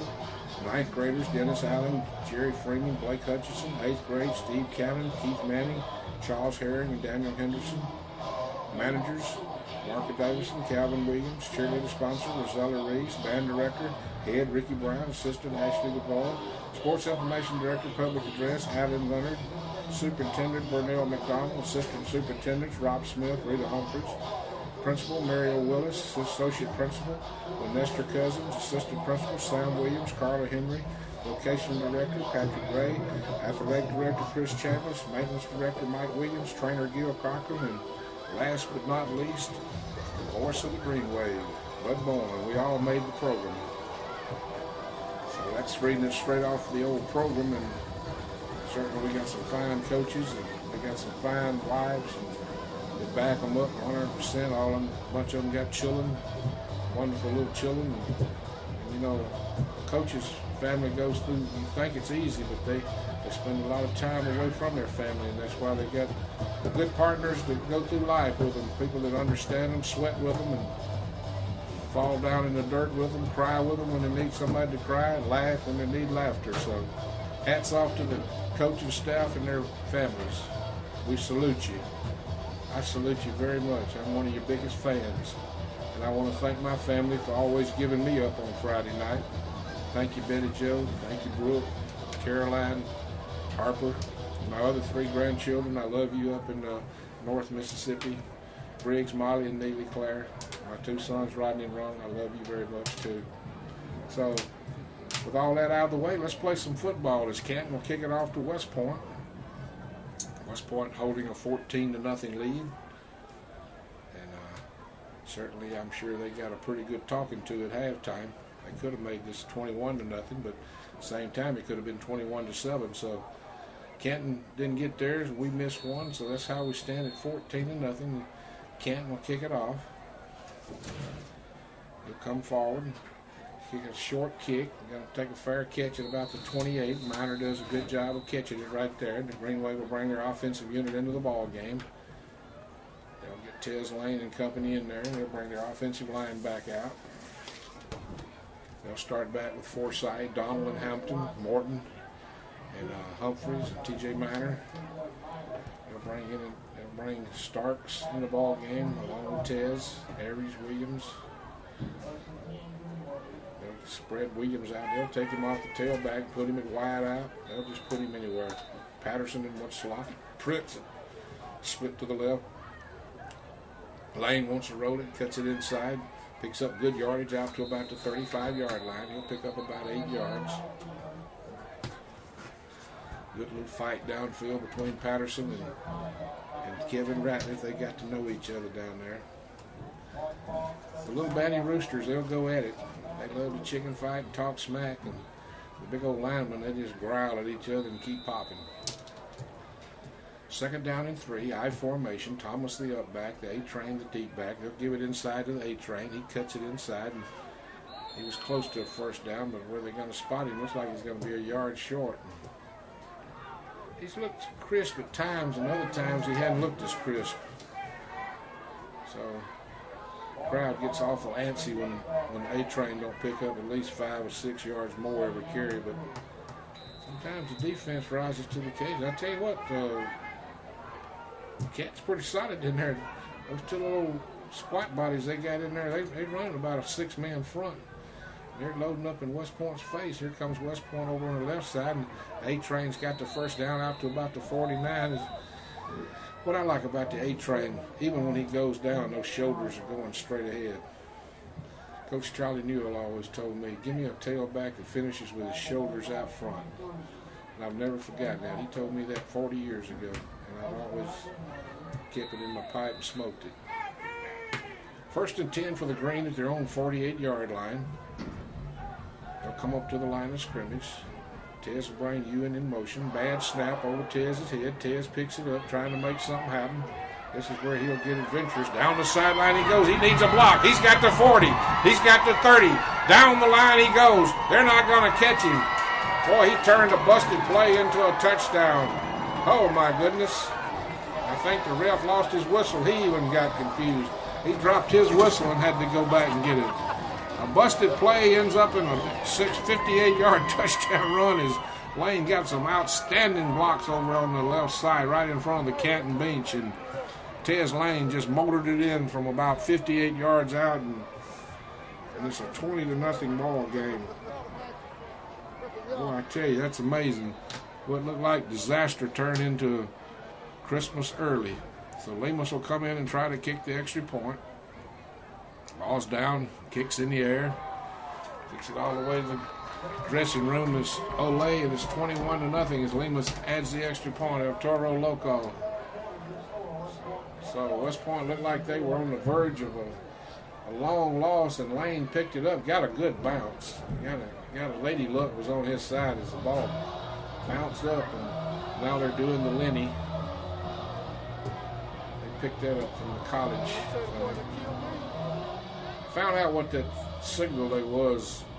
Every time the A-Train would do something, they would make the sound of a train, but it was supposed to be done when he scores, and the journalism club who's involved in it got so carried away every time he touched it they were playing it. That's why it was, but they explained it to me at halftime, and when I first, they kept playing it so much it was just knocking me off my attention span.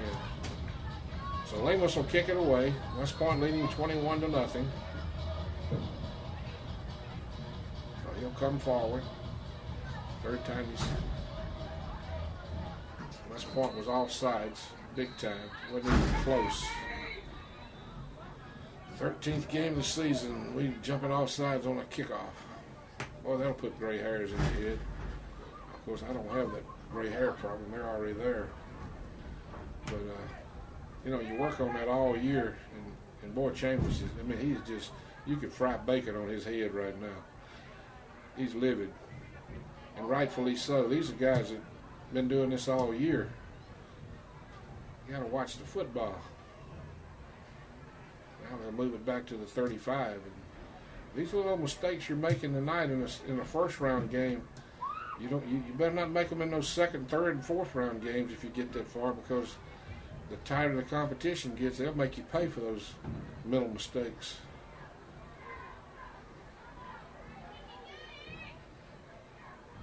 So Lemus will kick it off. West Point leading at 21-0. I think the Canton bands picked up some spectators over. I believe some of the West Point people went over to introduce themselves. So Lemus will kick it down to about the 5, and that's where the youngster will take it. He bounces it, Burns, and he'll bring it out to about the 27 or 28-yard line. Nice return there. Nice open field tackle by Patterson. Kevin Burns is a good football player for the Canton Tigers. He's a small youngster, but he's got a big heart. He's quick. He's solid in what he does. He's caught a couple long passes here tonight and made some nice catches. So Devin Bradshaw will check in the ball game at linebacker. Get him a little playing time. Brads did a good job in relief all year. He'd be in there with Eddie. Anyway, we'll put Den on the nose. Put Brown and Reed at defensive ends. Jones drops straight back. He gets out of trouble. He's still in trouble. He's going to outrun the trouble and did a good job. Jones has been pretty evasive at times. He's not a bad little quarterback. He's the type of kid you you can build around and go to work, use him.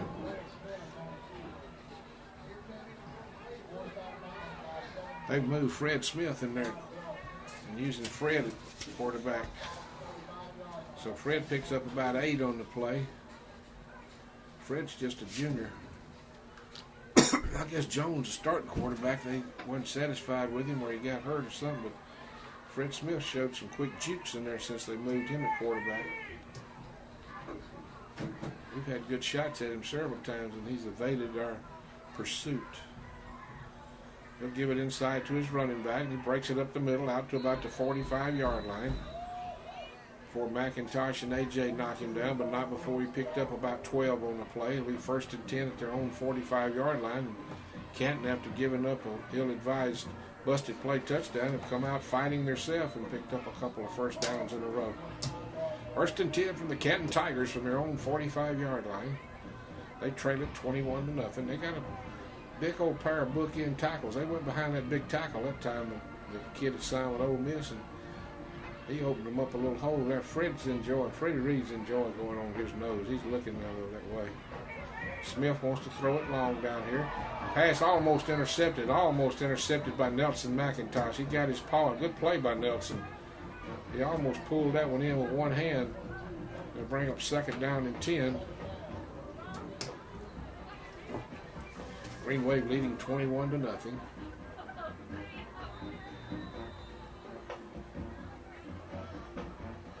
So this game's already 2 hours. Well, actually it's an hour and a half.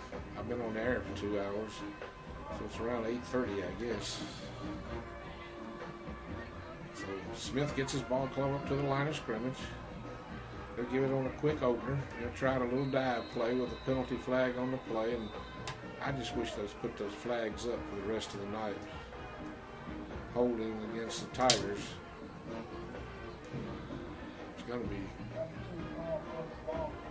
So I guess the Tigers will get penalized, depending on whether Chambers takes the penalty or not. Holding, he is going to take the penalty. They're going to move it back to about the 32-yard line and set up 2nd and long. Give you a warning, Pedro's going to be in Oxford tomorrow, so all you Ole Miss fans, the big Pete will be arriving in. I don't know what time Pete will be going up, but he'll be trying to sink the Commodores. Bulldogs got a little small helping of tiger meat tomorrow down in LSU Baton Rouge country. One time in 18 years, I think. So Smith drops straight back. Wants to throw it long out here. Going to be picked off this time. McIntosh was waiting on that one. He's got the 40. He'll run him down at about the 32-yard line, and that's where the Green Wave will be in business. And Nelson picks him off one back-to-back. So Flash McIntosh hauls him in another one, and his teammates are beating him over the head, and rightfully so. And they'll all go over and sit down, and when the celebration on the defensive side will begin, they'll give a little high fives to each other. So the Green Wave will check their offensive unit in. They'll be in deep in Tiger territory at the Tiger 32-yard line. Tigers will bring their tired defense back in there. They fought hard. They'll get Howard out to the right side, and they'll put Prince over here on the left side. Tez will get them up to the line of scrimmage with Roger the Dodger at fullback and the A-Train at the tailback. He'll roll to the right. He wants to throw long. Got a youngster out there, and he went up and he catch that football. Touchdown! Woo-hoo, mercy! What a play by Howard, and what a throw by Lane. Howard went high in the air to pull that one in, and that'll give him a little shot in the arm, and it's a 27-0 ball game. Lane hung that one up beautifully, and give Pierre Howard a lot of credit. He went up in the air, and he brought it in. That's a kid that they've been waiting to explode all year, and that's the second time he's scored this year, and both times have been outstanding catch. He looked great on that catch. That was a nice throw and catch for a 27-0 lead. 32-yard bomb, make it 27-0. El Toro Loco will come in. He'll kick the extra point straight down the middle with a penalty flag on the play. A lot of people love to rough our kicker, but he's tough. 28-0. So Canton got a dejected, probably personal foul there for trying to rough the kicker. And I believe it's against Canton. We'll just wait and see. This crew doesn't signal too early. They talk it over before they'll make the call. I'll just wait and see what he's going to call. Personal foul, roughing the kicker against Canton. It was just what I thought it was. Okay. Roll the dice, turn the reel, let's go. We'll kick it off from the, I guess, on their territory. Should be a 15-yard penalty, shouldn't it? Administered on the kickoff, and that's how the rule goes. Boy, Eddie Swift can't wait for tomorrow to come where he can go get him a Bay Burger. DJ Eddie. So here we go. We're going to step it off. He goes at 5. He goes at 10. And he sets it down at 15, just as we said. Now we'll kick it off from the Tiger 45-yard line. And West Point's got the message at halftime from Chambliss.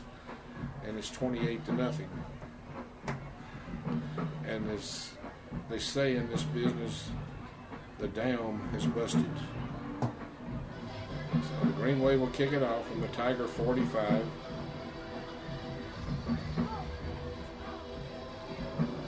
Those kids ought to at least get an A in that music club they're in, because they really got some nice songs going.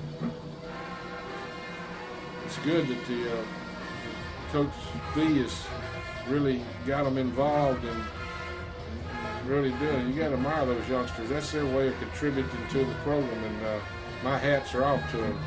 Just save that train song till we score. Don't get too repetitious with it. So Lemus will come forward. They're going to kick an onside kick, and not a very good one. So Canton should have excellent field position, and that was a horrible effort on the part of Lemus, and he knows it. Oh, well. The growing pains of high school football. 28-0. Should have kicked it deep and got it over with. That was not one of his better efforts, that's for sure. We'll blame it on the new shoes. It's Mario White Shoes Lemus here tonight. So Canton will take the football over at the 40-yard line. That might be the shortest kick in the history of kickoff, less than 5 yards. So they'll take it at the 40. West Point will try to dig in on defense. They got Big Daddy D and LBJ into tackles. Ed Brown at one defensive end. Smith drops straight back, and those big paws of Bradley and Daddy D and Johnson got them up, and that's three tall youngsters when they're in there at the same time. And you got Brown, Gallion, and Johnson all in there at the same time. That's looks like a front line of a basketball team that weighs about 270 plus. One of them's 300, the other one's 290, and the other one's about 235, 240. So, believe it or not, Fred Reed's the shortest one of those four. Then they get even shorter when Dent comes in. But right now it's Gallion, Johnson, and Brown holding down the ship. So Smith gets his ball club up to the line of scrimmage, now trailing 28-0. They're going to go on a reverse. Got a good block out there, but the block, Tyler Logan made an excellent play. He got a crackback, knocked him down. He still got his foot out there and tripped the runner. I don't know if they're going to call tripping against us or crackback against Canton. Let's see what this is going to be. Holding, they're going to call it holding, but he just cracked back on him. But boy, you talk about lucky. West Point was very lucky. That play was set up well, and Logan got blocked. He got held, or whatever you want to call it, and still stuck his paw out there, and that's going to move it all the way back to about the 22-yard line, and it's going to be second down in a country mile. I mean a long country mile, a unimile. So Smith will bring his play in from the sideline. As they say on television sometimes, second down and in 35, you really don't have a play for that. You just hope. Wishing and hoping. Chances are. People who grew up my era remember that song. Smith drops straight back and he wants to screen it out here, and he gets it complete to a youngster looking for some block. Down the sidelines he comes, and still on his feet, jitterbugging across the 35. Boy, I tell you, that's a pretty good play. He got 3/4 of it back. It'll set up third down to about 8. Got to send my prayers and love out to my old buddy Nose Mo. Nose Mo's in the hospital. Kenny Ramsey, as most of you know him, and a long-time engineer of mine, and just a great, great friend. And Ms. Ramsey, I hope you're doing okay, and I know you're sad, worried about Kenny, but we'll get through this, and I'll be to see you tomorrow, Kenny boy. And maybe that'll get you well and get you back on your feet. His legs were real swell, real bad. I understand one of them busted on him, so I don't know what his condition is or what's happening, but he called and let me know, and just want to send my love out to you, bro. Kenny Nose Mo Ramsey, long-time radio man, singer. So Smith wants to throw across and Patterson complete, and Patterson will knock him down at about the 48-yard line, but nice pitch and catch from Smith to Ratliff. And Canton's threw the ball well at times. They should. All their yardage has been through the air mostly. 4th down coming up, and Canton will kick the ball away begrudgingly, trailing 28 to nothing. Trying to catch their scores. Boy, they do a good job now with the computers of keeping up with the scores all over the state of Mississippi. Back in the old days, you had to wait till Saturday morning to find out how it'd come out. Now, with television and computers, and man, you can find out before midnight everything now. There's a bad snout, but we didn't have the rush on, so he still shanked it off the side of his foot, but it's going to take a West Point roll. West Point will have it at about the 33, and that might be the worst kick of the night for Tobiah Johnson. Or Justin Brown. That 88 and 89 is hard to differentiate with. But West Point will bring their offensive unit on the field. Tez and company will come out. They'll bring, looks like Miner, Patterson, Starks, Lane, Josh Ewan. They might have the A-train on the sidelines right now. I don't see the A-train out there. I don't believe he's out there right now. It's probably not a bad idea. Train's got his work in tonight. So Tez wants to roll. Tez incomplete, tried to throw it. That's not. Sometimes Tez struggles when he rolls to the left. He's a right-hander. He hadn't played quarterback enough to know when to set those feet. But he's done a good job of throwing the football this year, just being an athlete, playing quarterback. He's done an outstanding job. He did it well enough. He got most valuable player in the district. So the A-train's back out there behind Starks. They'll give it to the A-train. He'll cut it up inside, and he'll take it out to about the 40 or 41-yard line, pick up about 6 or 7 on the play, bring up 3rd down and short, and bring big Roger Thomas in. He'll replace Starks. Big Freddie Reed coming down here to see if we're going to get Freddie in the ball game. It's a late call, and they're going to get Freddie out there. They're going to bring Patterson out of the ball game. They're going to bring Burgess in the ball game. So they're probably going to go in their power set. That's what they're going to do. They're going to put Williams in the shotgun. They're going to put Lane out here on the slot. They'll get up in a power set with Burgess and Thomas in front of the A-train. They'll bring Lane in motion. They'll give it to Lane. Lane trying to get outside, cuts it inside, and this time Canton was waiting on it, and it didn't fool anybody. They bring up 4th down and short. At times we've been mediocre on offense, and at other times we've looked real good. That play there usually against better competition hadn't been stopped much, but tonight Canton's put the plug in the dam at times.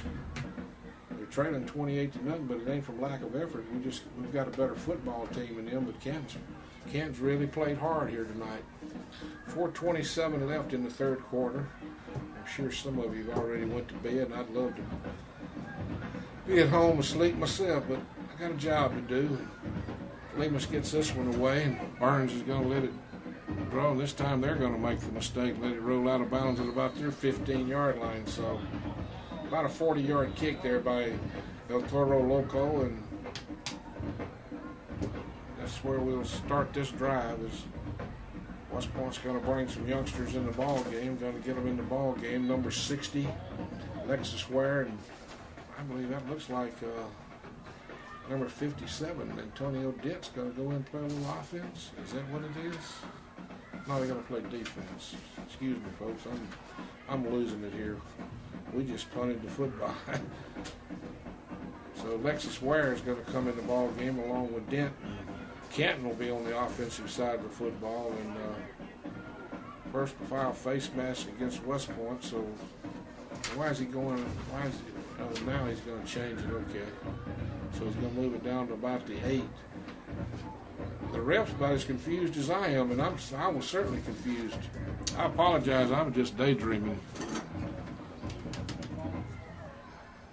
So the Greenway will check their defense into the ball game, and Canton will bring their offense into the ball game, and I'm sleepy.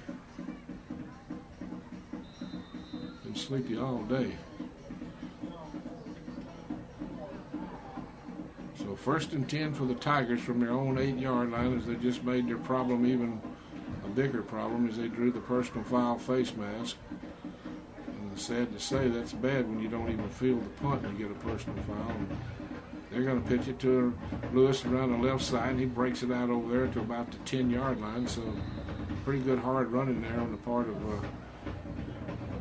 Lewis for the Canton Tigers. Tigers trail 28-0. So it'll be 2nd down and 7. Ball just about above the 10-yard line.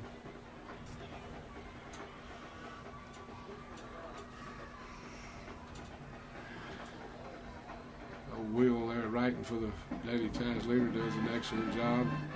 Glad to have old Will. We did extra points yesterday together. If you ever read it in the paper, we do a little column called Extra Points. Try to keep a little sports talk going in the community. Smith wants to throw it out here complete. Nice defensive tackle there by Rashad Jones, but a nice catch by Ratliff. Somebody left my door open. I thought I was getting cold. Now, at my age, you can feel them drafts. 3rd down and short for the Canton Tigers. 3rd and about 3. You still with me, Stephen Duke? Or you done had your hot milk and went to bed, buddy? 3rd down and short. They'll snap it in a shotgun formation.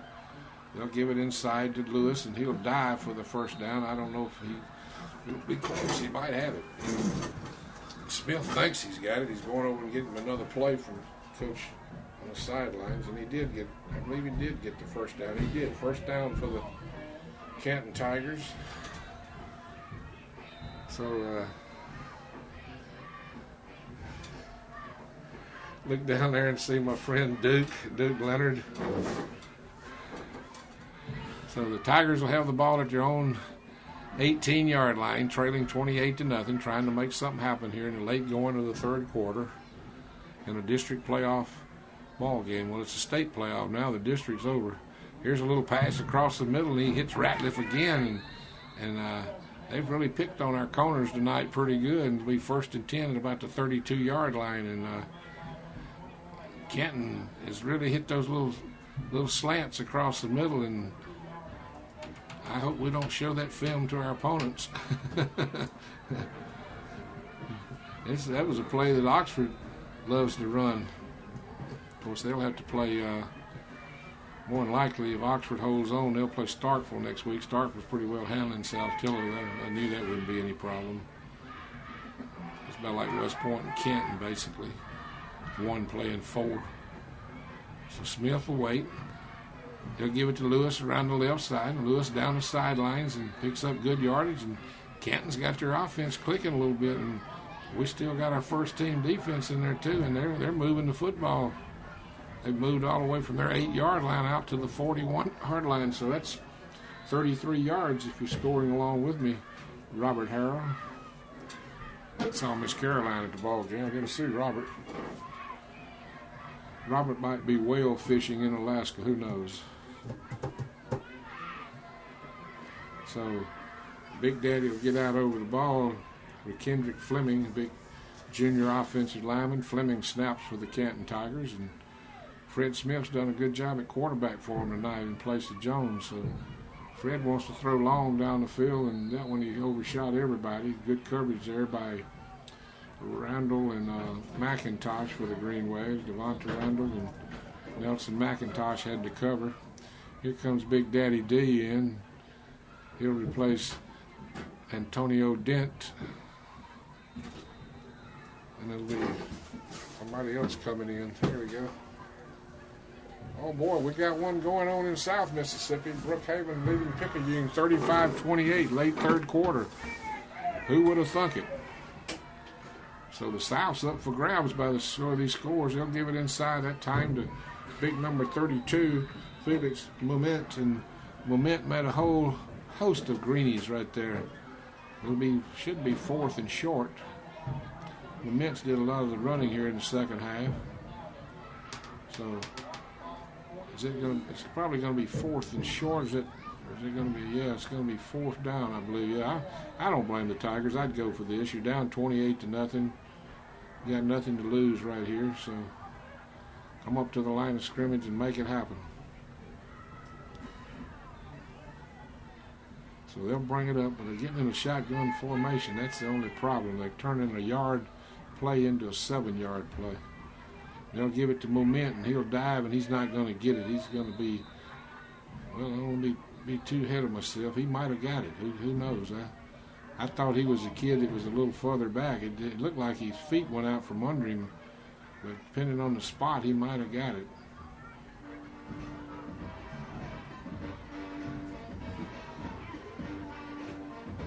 They're going to have to measure this one. This is where we pay Kenny Fowler and them. Get them a honey bun and a bubble up after every game if they get that chain set right. So they're going to set it down and measure it. They'll pull it tight. And they did get it by the length of a football. So good job by the Canton Tigers as they continued their drive. They started at their own 8-yard line. And 42-28 Brookhaven. Boy, that's the upset of the night if it holds on. The number one team in the state find themselves down 14 at home to Brookhaven. Boy, that'll send signals around the state of Mississippi if Brookhaven can hold on with that. Who would have thunk it? You never know in this business. So up to the line come the Canton Tigers, 1st and 10 from their own 42-yard line, and whistles blow, and that's the end of the third quarter. So we'll pause 30 seconds on this. On the Green Wave Network, Green Wave leading 28-0. We'll be back in 30 on the Swag Fuller Network.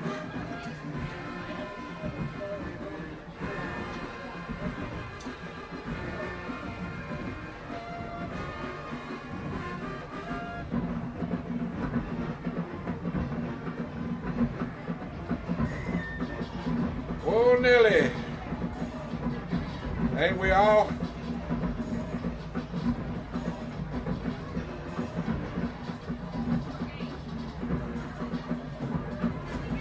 Welcome back, ladies and gentlemen. We're starting the fourth quarter here at McAllister Field. They're bringing hamburgers into the stands. They must not be for free because ain't nobody trying to tackle the guy. They must be trying to sell them. If it was free, he would have got mobbed by now. So we'll start the fourth quarter one hamburger short. West Point leading 28-0. Canton will get up to the line of scrimmage. They're over here where I can really see them now. West Point digging in on defense. They'll snap the ball to Smith. Smith get his job done. He's going to get in trouble this time, and the Green Wave will pounce on him. As Big Daddy D come off the bottom of that pile. Gallion with a big sack. Daddy D. Who said the big man can't dance? Big folks can dance. I can dance. I'm right at 300, and I'm light on my feet, baby. Ask my old lady. We look like a whale and a little cat dancing together. She comes to about my navel, but we can make it happen. Second down and long. Ball resting on about the 34-yard line. Smith will get his ball club up to the line of scrimmage. He'll wait on the snap. He'll give it to Mummett. Mummett will cut it inside. Mummett he runs hard. He didn't get nothing to show for it, but it wasn't from lack of effort. His Dan Gallion's just having a field day right now. He just knocked him down right there around the 35 after about a yard gain. So Daddy D spreading his big wealth out here. Now they're going to get him some oxygen. Good job, Big Daddy D, as they'll bring little Dent in. A little lively one. Let's see if he can dent him. And Daddy D gets a pat on the back as he comes to the sidelines. 3rd down and 16 yards to go. Getting a little chilly out here now at the old ballpark. Getting to be football weather right now here in November. So Smith waits on the snap. He's in trouble. The ball's on the ground. Vergis nailed him and made him fumble, and good job by Vergis, knocked him down. We didn't get the ball, but Vergis knocked him down for a long loss. Some Sandman put him to sleep on that one. Merry old Mr. Sandman Vergis. Mr. Sandman. So 4th down and long. Green Wave leading this one 28-0. And they'll bring their punter in. We're deep and we're about 10 minutes away from ending this one here in the 4th quarter.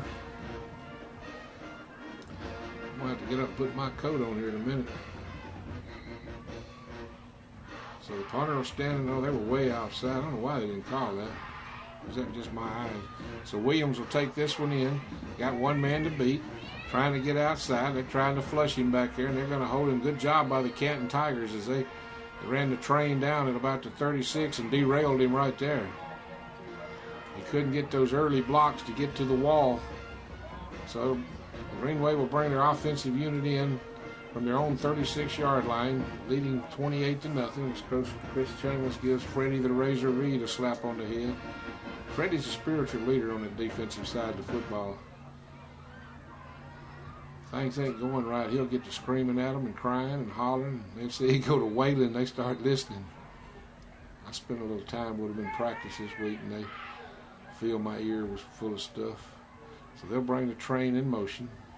Want to throw across the middle, and that's in the pros. That would be a 15-yard penalty right there, and rightfully so. I don't blame you, Minor. He took a cheap shot on you. And I don't know what the ref was looking at, but he didn't see the shot. But I guarantee you, college or pro, that would have been helmet to helmet. Well, I bet when these old-timers watch these football games now and see the way they penalize these kids for hard licks, they just say, my. Used to, you prided people for hard licks. Now they penalize them for it. So Lane will take the football, roll out, and roll around the right side. He's got the 40. He'll knock him out of bounds up around the 45-yard line. Good job by Tez, running out of bounds up around the 40. And bring up 3rd and short. Tez has become a master on that option. It's really not an option. He just rolls and keeps it, a la Doug Clark back in the day. There's a shot from the pass. Doug Clark, great quarterback in 64. 63 in that era. Lane barks out his signals, gives it to the A-Train. The A-Train's inside. He'll take it out to the 50. Oh, they're getting after it over here now. Those little Humphreys and Josh Ewan, they went after that safety pretty good. The two sophomores went down in a tandem. So West Point's going to call timeout. With timeout, we'll go 30 seconds and pay some bills. 28-0 West Point.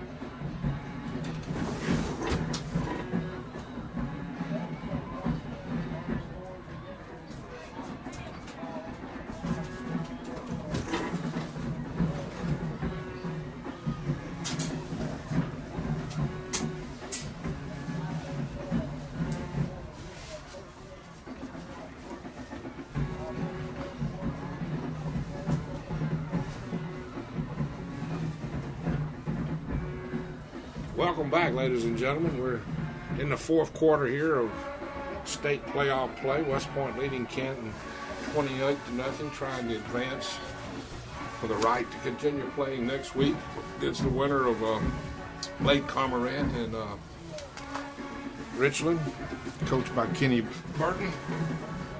I'm sure Burton would like a rematch with us. Last one wasn't too good for him, 40-0 our way, but you never know the second time around. So 1st and 10 for the Greenway, ball setting right on the 50-yard line. Lane barks out his signals, rolls to the right, wants to throw. Got a youngster down there and just overthrows him. Come on, stay away, Tez. Tez wanted to go after number 14 after the cheap shot, but you got to keep you cool in order to get the penalty go your way. You retaliate, of course. He liked to let his temper get away from him that time. It's been a little rough game here of late. 15-yard penalty against the Canton Tigers.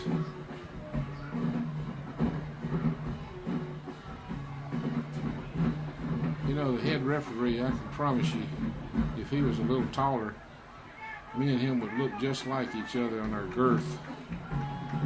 I watched him try to pick that flag up, and he reminded me of myself when I try to pick limbs up. So, I don't know. We're trying to run a play, and they're over there discussing what happened with the Canton coach. And I don't think it's enough, coach, to overcome 28 points late in the fourth quarter. I think he just wanted an explanation. He has that right. So, 1st and 10 for the Green Wave down to 35-yard line. Tez was mad, but you got to keep you cool. So Josh Ewan will come in at quarterback, give it in to Roger Thomas, and Thomas is toting people all the way down to about the 15-yard line. And the game's getting a little fractious, and West Point's doing a little bit of extracurricular hitting herself, and both teams are a little short-tempered right now. So 1st and 10 down to 17-yard line. A little timeout to get this youngster off the field. Big 68 got hurt so the Green Wave are going to run over for a quick talk thing. They've got Tez out of the ball game. That's probably a good idea. That's the best idea of the night. Get your starting quarterback out of a game that you've got pretty well in hand, and tempers flaring. They would like nothing better to take your quarterback out. So Josh Ewan getting his little time in the sun under center. West Point leading 28-0. Ewing will get them up to the line of scrimmage. He'll split Prince to one side, put Patterson in the slot. Thomas the up back. Williams will dot the I.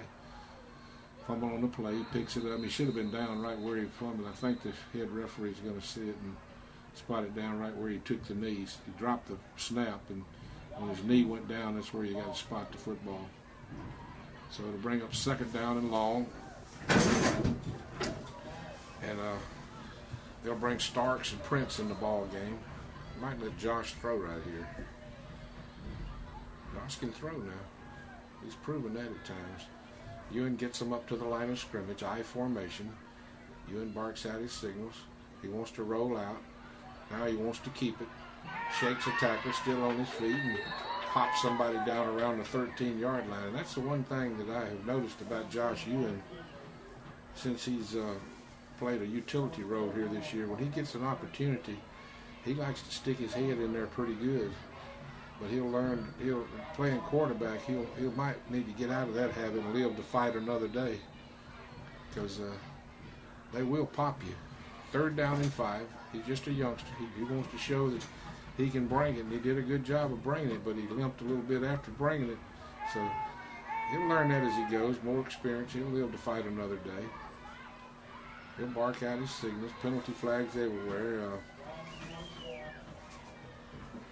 Canton bluffed the blitz, and I think the Green Wave moved the right side, leaned back. Got to hold your water, boys, down especially in the red zone. You make the field longer. You're down on the 12 now. You're back out to 17. I want to give a shout out to a longtime friend of mine who's moved back to West Point, Pigskin Shelton. I want to say hello to Danny. Danny and I used to stand in the pool room before announcing was famous and do Mel and Sherm. He was Mel Shelton and I was Sherm Bourne. from the Rose Bowl in Pasadena. Ewan barks out his signals. I think we're going to have illegal procedure against the Green Wave again. They're just not holding their water. It's been a sloppy ball game overall. I'd give it a C.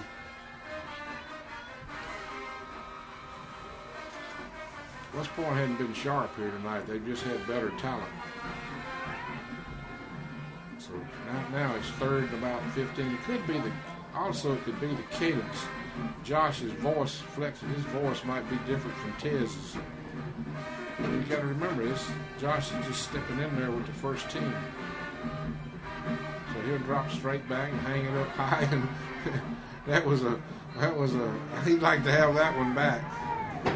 Things are getting out of hand right now. Somebody needs to step up on the referee side of the ball. Richland's leading Center Hill 13-6 in the fourth quarter. So Lemus will try to come in and kick a field goal. It'll be a 40-yard effort. We're short a youngster.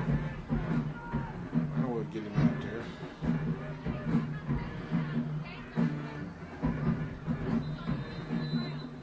Somebody threw a football on the field. Both teams are real fractious right now, and West Point needs to take a timeout, and they did. The whole field goal team was disassembled. There's some coaches wailing on some folks' butts right now, and rightfully so. When you call for the field goal team, you want your field goal team out there. You don't want them standing over there by Pedro scratching his head like Pedro just did. Pedro might be disgusted himself. I'm not real happy, but, I'm the voice of the Green Wave, so I've got to bring it to you just like I see it or feel it. It's been sloppy tonight. I mean, it's been a subpar effort, so it's going to be a win, but I tell you what, they better tighten their tails up at practice next week, because there's going to be some coaches a little bit mad at them.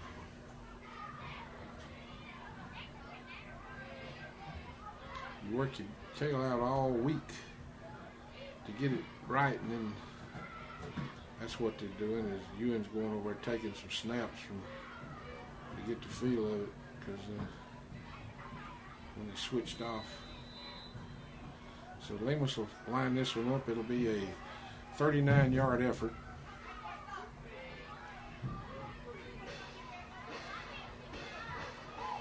And they blocked it. But I think they came off sides to get it blocked. I thought they should have blew it dead before we even tried it.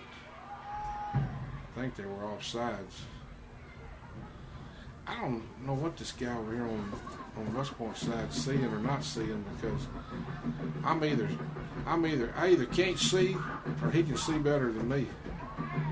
Now the umpire had to call it from behind the line, whereas this guy over here should have saw it. So I don't know. They're going to step it off. It's going to move it up 5 yards. I certainly am not a referee basher by no means, but I saw that as soon as it happens. But you know what? They're not even calling offsides. They're calling a personal foul, a dead ball personal foul, which was not going to result in a first down. So they're trying to talk to him now, the Canton team. And Canton said, "What the heck? We're coming again." They did it again. It's going to be first down West Point. They can bring their offensive unit into the ball game. Very, very sloppy ball game. That's going to result in a first down. That's exactly what it's going to result in. So it's going to be first and goal for the Green Wave, ball down on about the 6-yard line as they'll check their offensive unit in. And very, very sloppy play on both sides this last 4 or 5 plays. It started midway in the third quarter. They started head hunting on each other and mouthing at each other, and it's carried all the way into the fourth quarter. As long as it was 14-0 close, they both kept it pretty clean. So West Point will bring their second team offense in the line. They'll get Keys in the ball game. They'll get Jefferson in there. Ewan will keep it around the right side. He'll try to cut it inside, and he'll fight, and they'll stop him at about the 4. 62's in the ball game. Jesse Sullivan. Number 50's in the ball game. Josh Birchfield. Stephon Moore checks in the ball game. So, as usual, put that one out there, 76. Let him give me his number. That never fails. Fumble on the play, and they'll all die for it. And we'll just have the match comes up. Canton still got their first team defense in, and we're trying to block them with our second team. 55's in the ball game for the Green Wave. Deion Shelton. 13 checks in the ball game. Javante Harris. So the Green Wave will come up to the line of scrimmage. They'll have Humphreys on. He's the only starter on there with all these other sophomores and juniors. He'll break out his signals, and Ewan will take it around the right side, and they'll knock him down short of the goal. They'll bring up 4th and goal. I don't know if that's the play they call, or Josh is just trying to get it in there himself, but they stopped him short. And now they're going to bring Lemus in to kick the field goal, and I think they got their attention this time because they got the whole field goal team in there without arguing. So he'll kick this one from the 10. It'll be a 20-yard field goal. This is really just to reward Lemus for the job he's done all year. He kicks it right down the middle, I think. He does. So that'll make it 31-0. That'll move the score out to 31-0.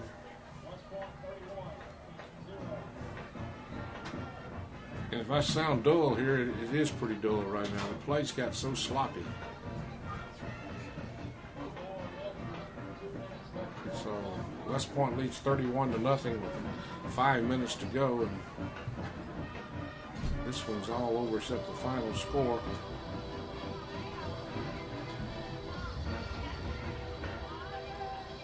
So they'll kick it off to the Canton Tigers.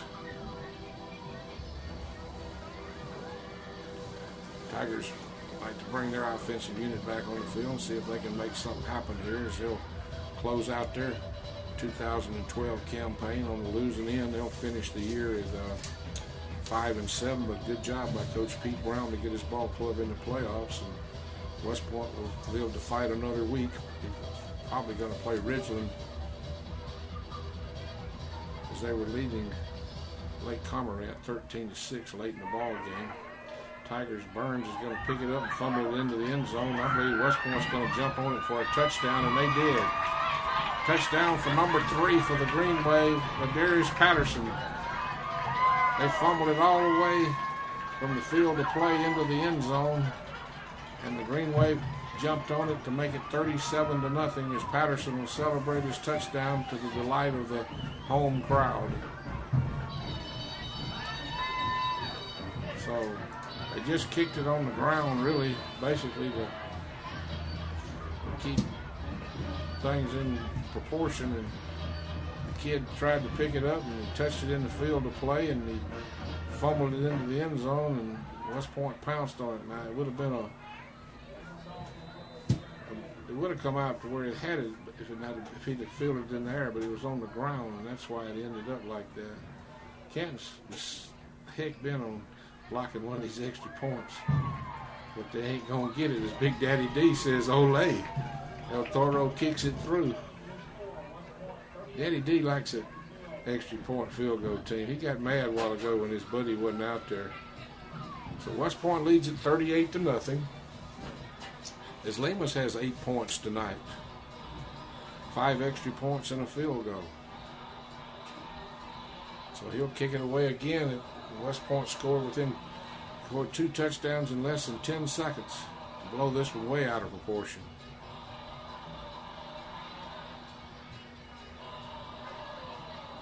Somebody asked me at the grocery store today, and I said I believe we beat them 40-0, but I was really wrong. This game has been way closer than 38-0. I mean, no doubt West Point had the better team, but Canton fought hard for 2.5 quarters. They pulled the plug after West Point scored on that bum place. When Bruce got loose in the produce up at Sunflower, that's when Canton pulled the plug.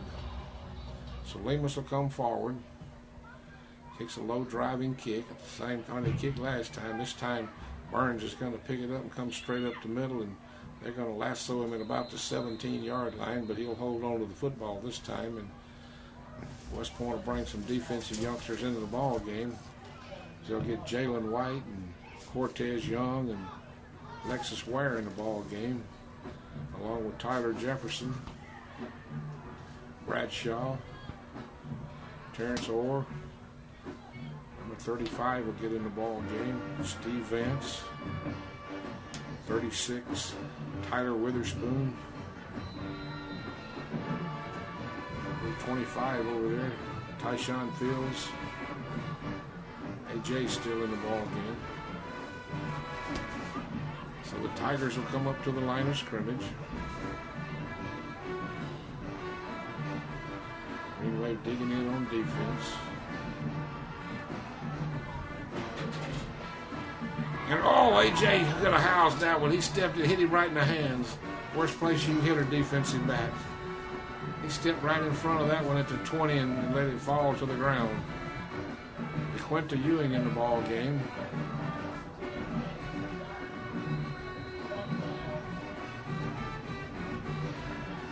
Green Wave got some youngsters in on defense right now. They hadn't played all night. Canton will come up in a shotgun formation. We're under 5 minutes.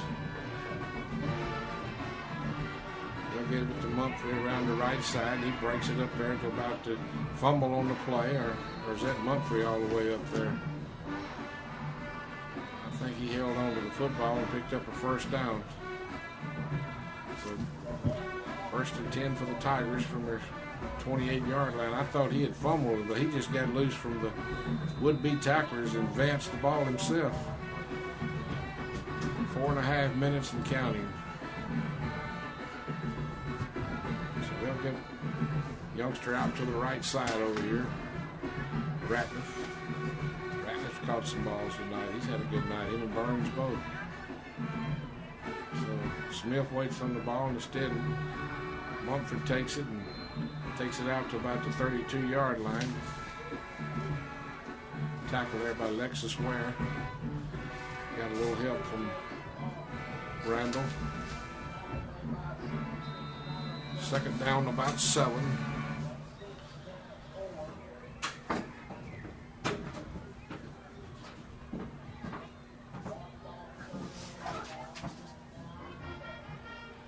Picayune done battle back to tie Brookhaven 42-all. Starkville crushed South Tilla. Picayune ain't gonna go away. Looks like West Point Green Wave has intercepted that ricochet. Who is the youngster that came up with it? Got off the bottom of that pile. Let's see. Looks like number 45 got the ricochet. Nice interception there by Cortez Young. So Picayune has fought back from down 2 touchdowns to tie Brookhaven at 42-all in the 4th quarter. So the shocker around the state has done got even. That'll really get Picayune's attention, because Brookhaven was the number 4th ranked team in that region. Put 42 points on Picayune here. They're still playing tied at 42. So they'll hand it off inside, and a whole host of Tigers there to knock that one backwards. 75 and 80 checking the ball game respectively for the Green Wave. Jefferson and Ronald Carter. Keys and company's already in the ball game. Number 9 will come in at quarterback, Dayson Thomas.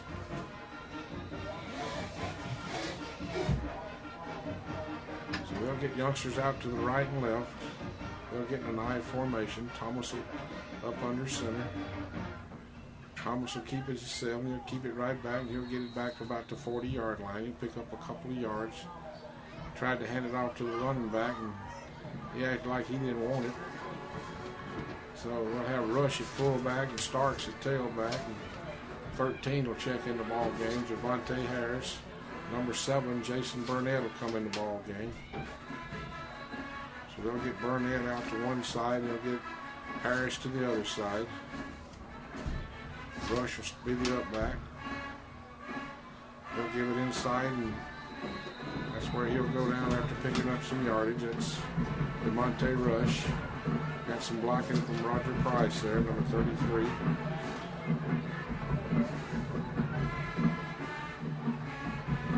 That can't be Roger. Somebody's giving me an old program.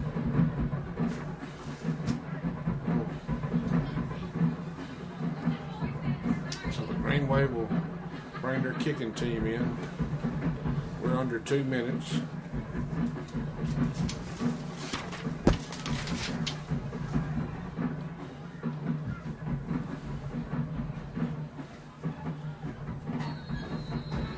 So a penalty flag, I guess that'll be a delay of game. That's what it is. So with minute 37 left, we finally get our first delay of game. We hadn't had a play clock all night long.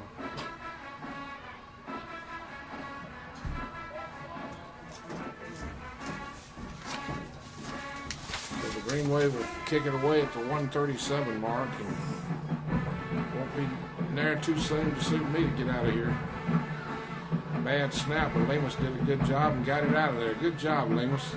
Got a good roll, too. Kill the ball, son. Kill the ball. So West Point will kill it dead at about the 1-yard line. I didn't think he was going to kill it, but he finally got his paw down there. So the Green Wave will bring their defensive unit back into the ball game. We'll get number 71 some playing time in there, DeMonte Brown. So he'll check in along with 31 and 35, Steve Vance and JaQuinton Brownlee. 38 and 36, Annis Walker and Tyler Witherspoon, along with Bradshaw. 54 and 45. I like those two numbers because you just reverse one of them. Jalen White and Cortez Young. I think that's every one of them that's out there right now. Let their mom and daddies be proud of them too. They have to get their uniform washed too. So Canton will come up from the 1-yard line with a minute 24 left, and they're going to stay in a shotgun formation. They're going to snap the ball into the end zone. They'll give it to the tailback, and he'll get it out to about the 2 or 3 where a whole host of greenies swim in there and get him. 4 and 6, respectively, Randall and Orr. 71, DeMonte Brown. 60, Texas Ware in the ball game.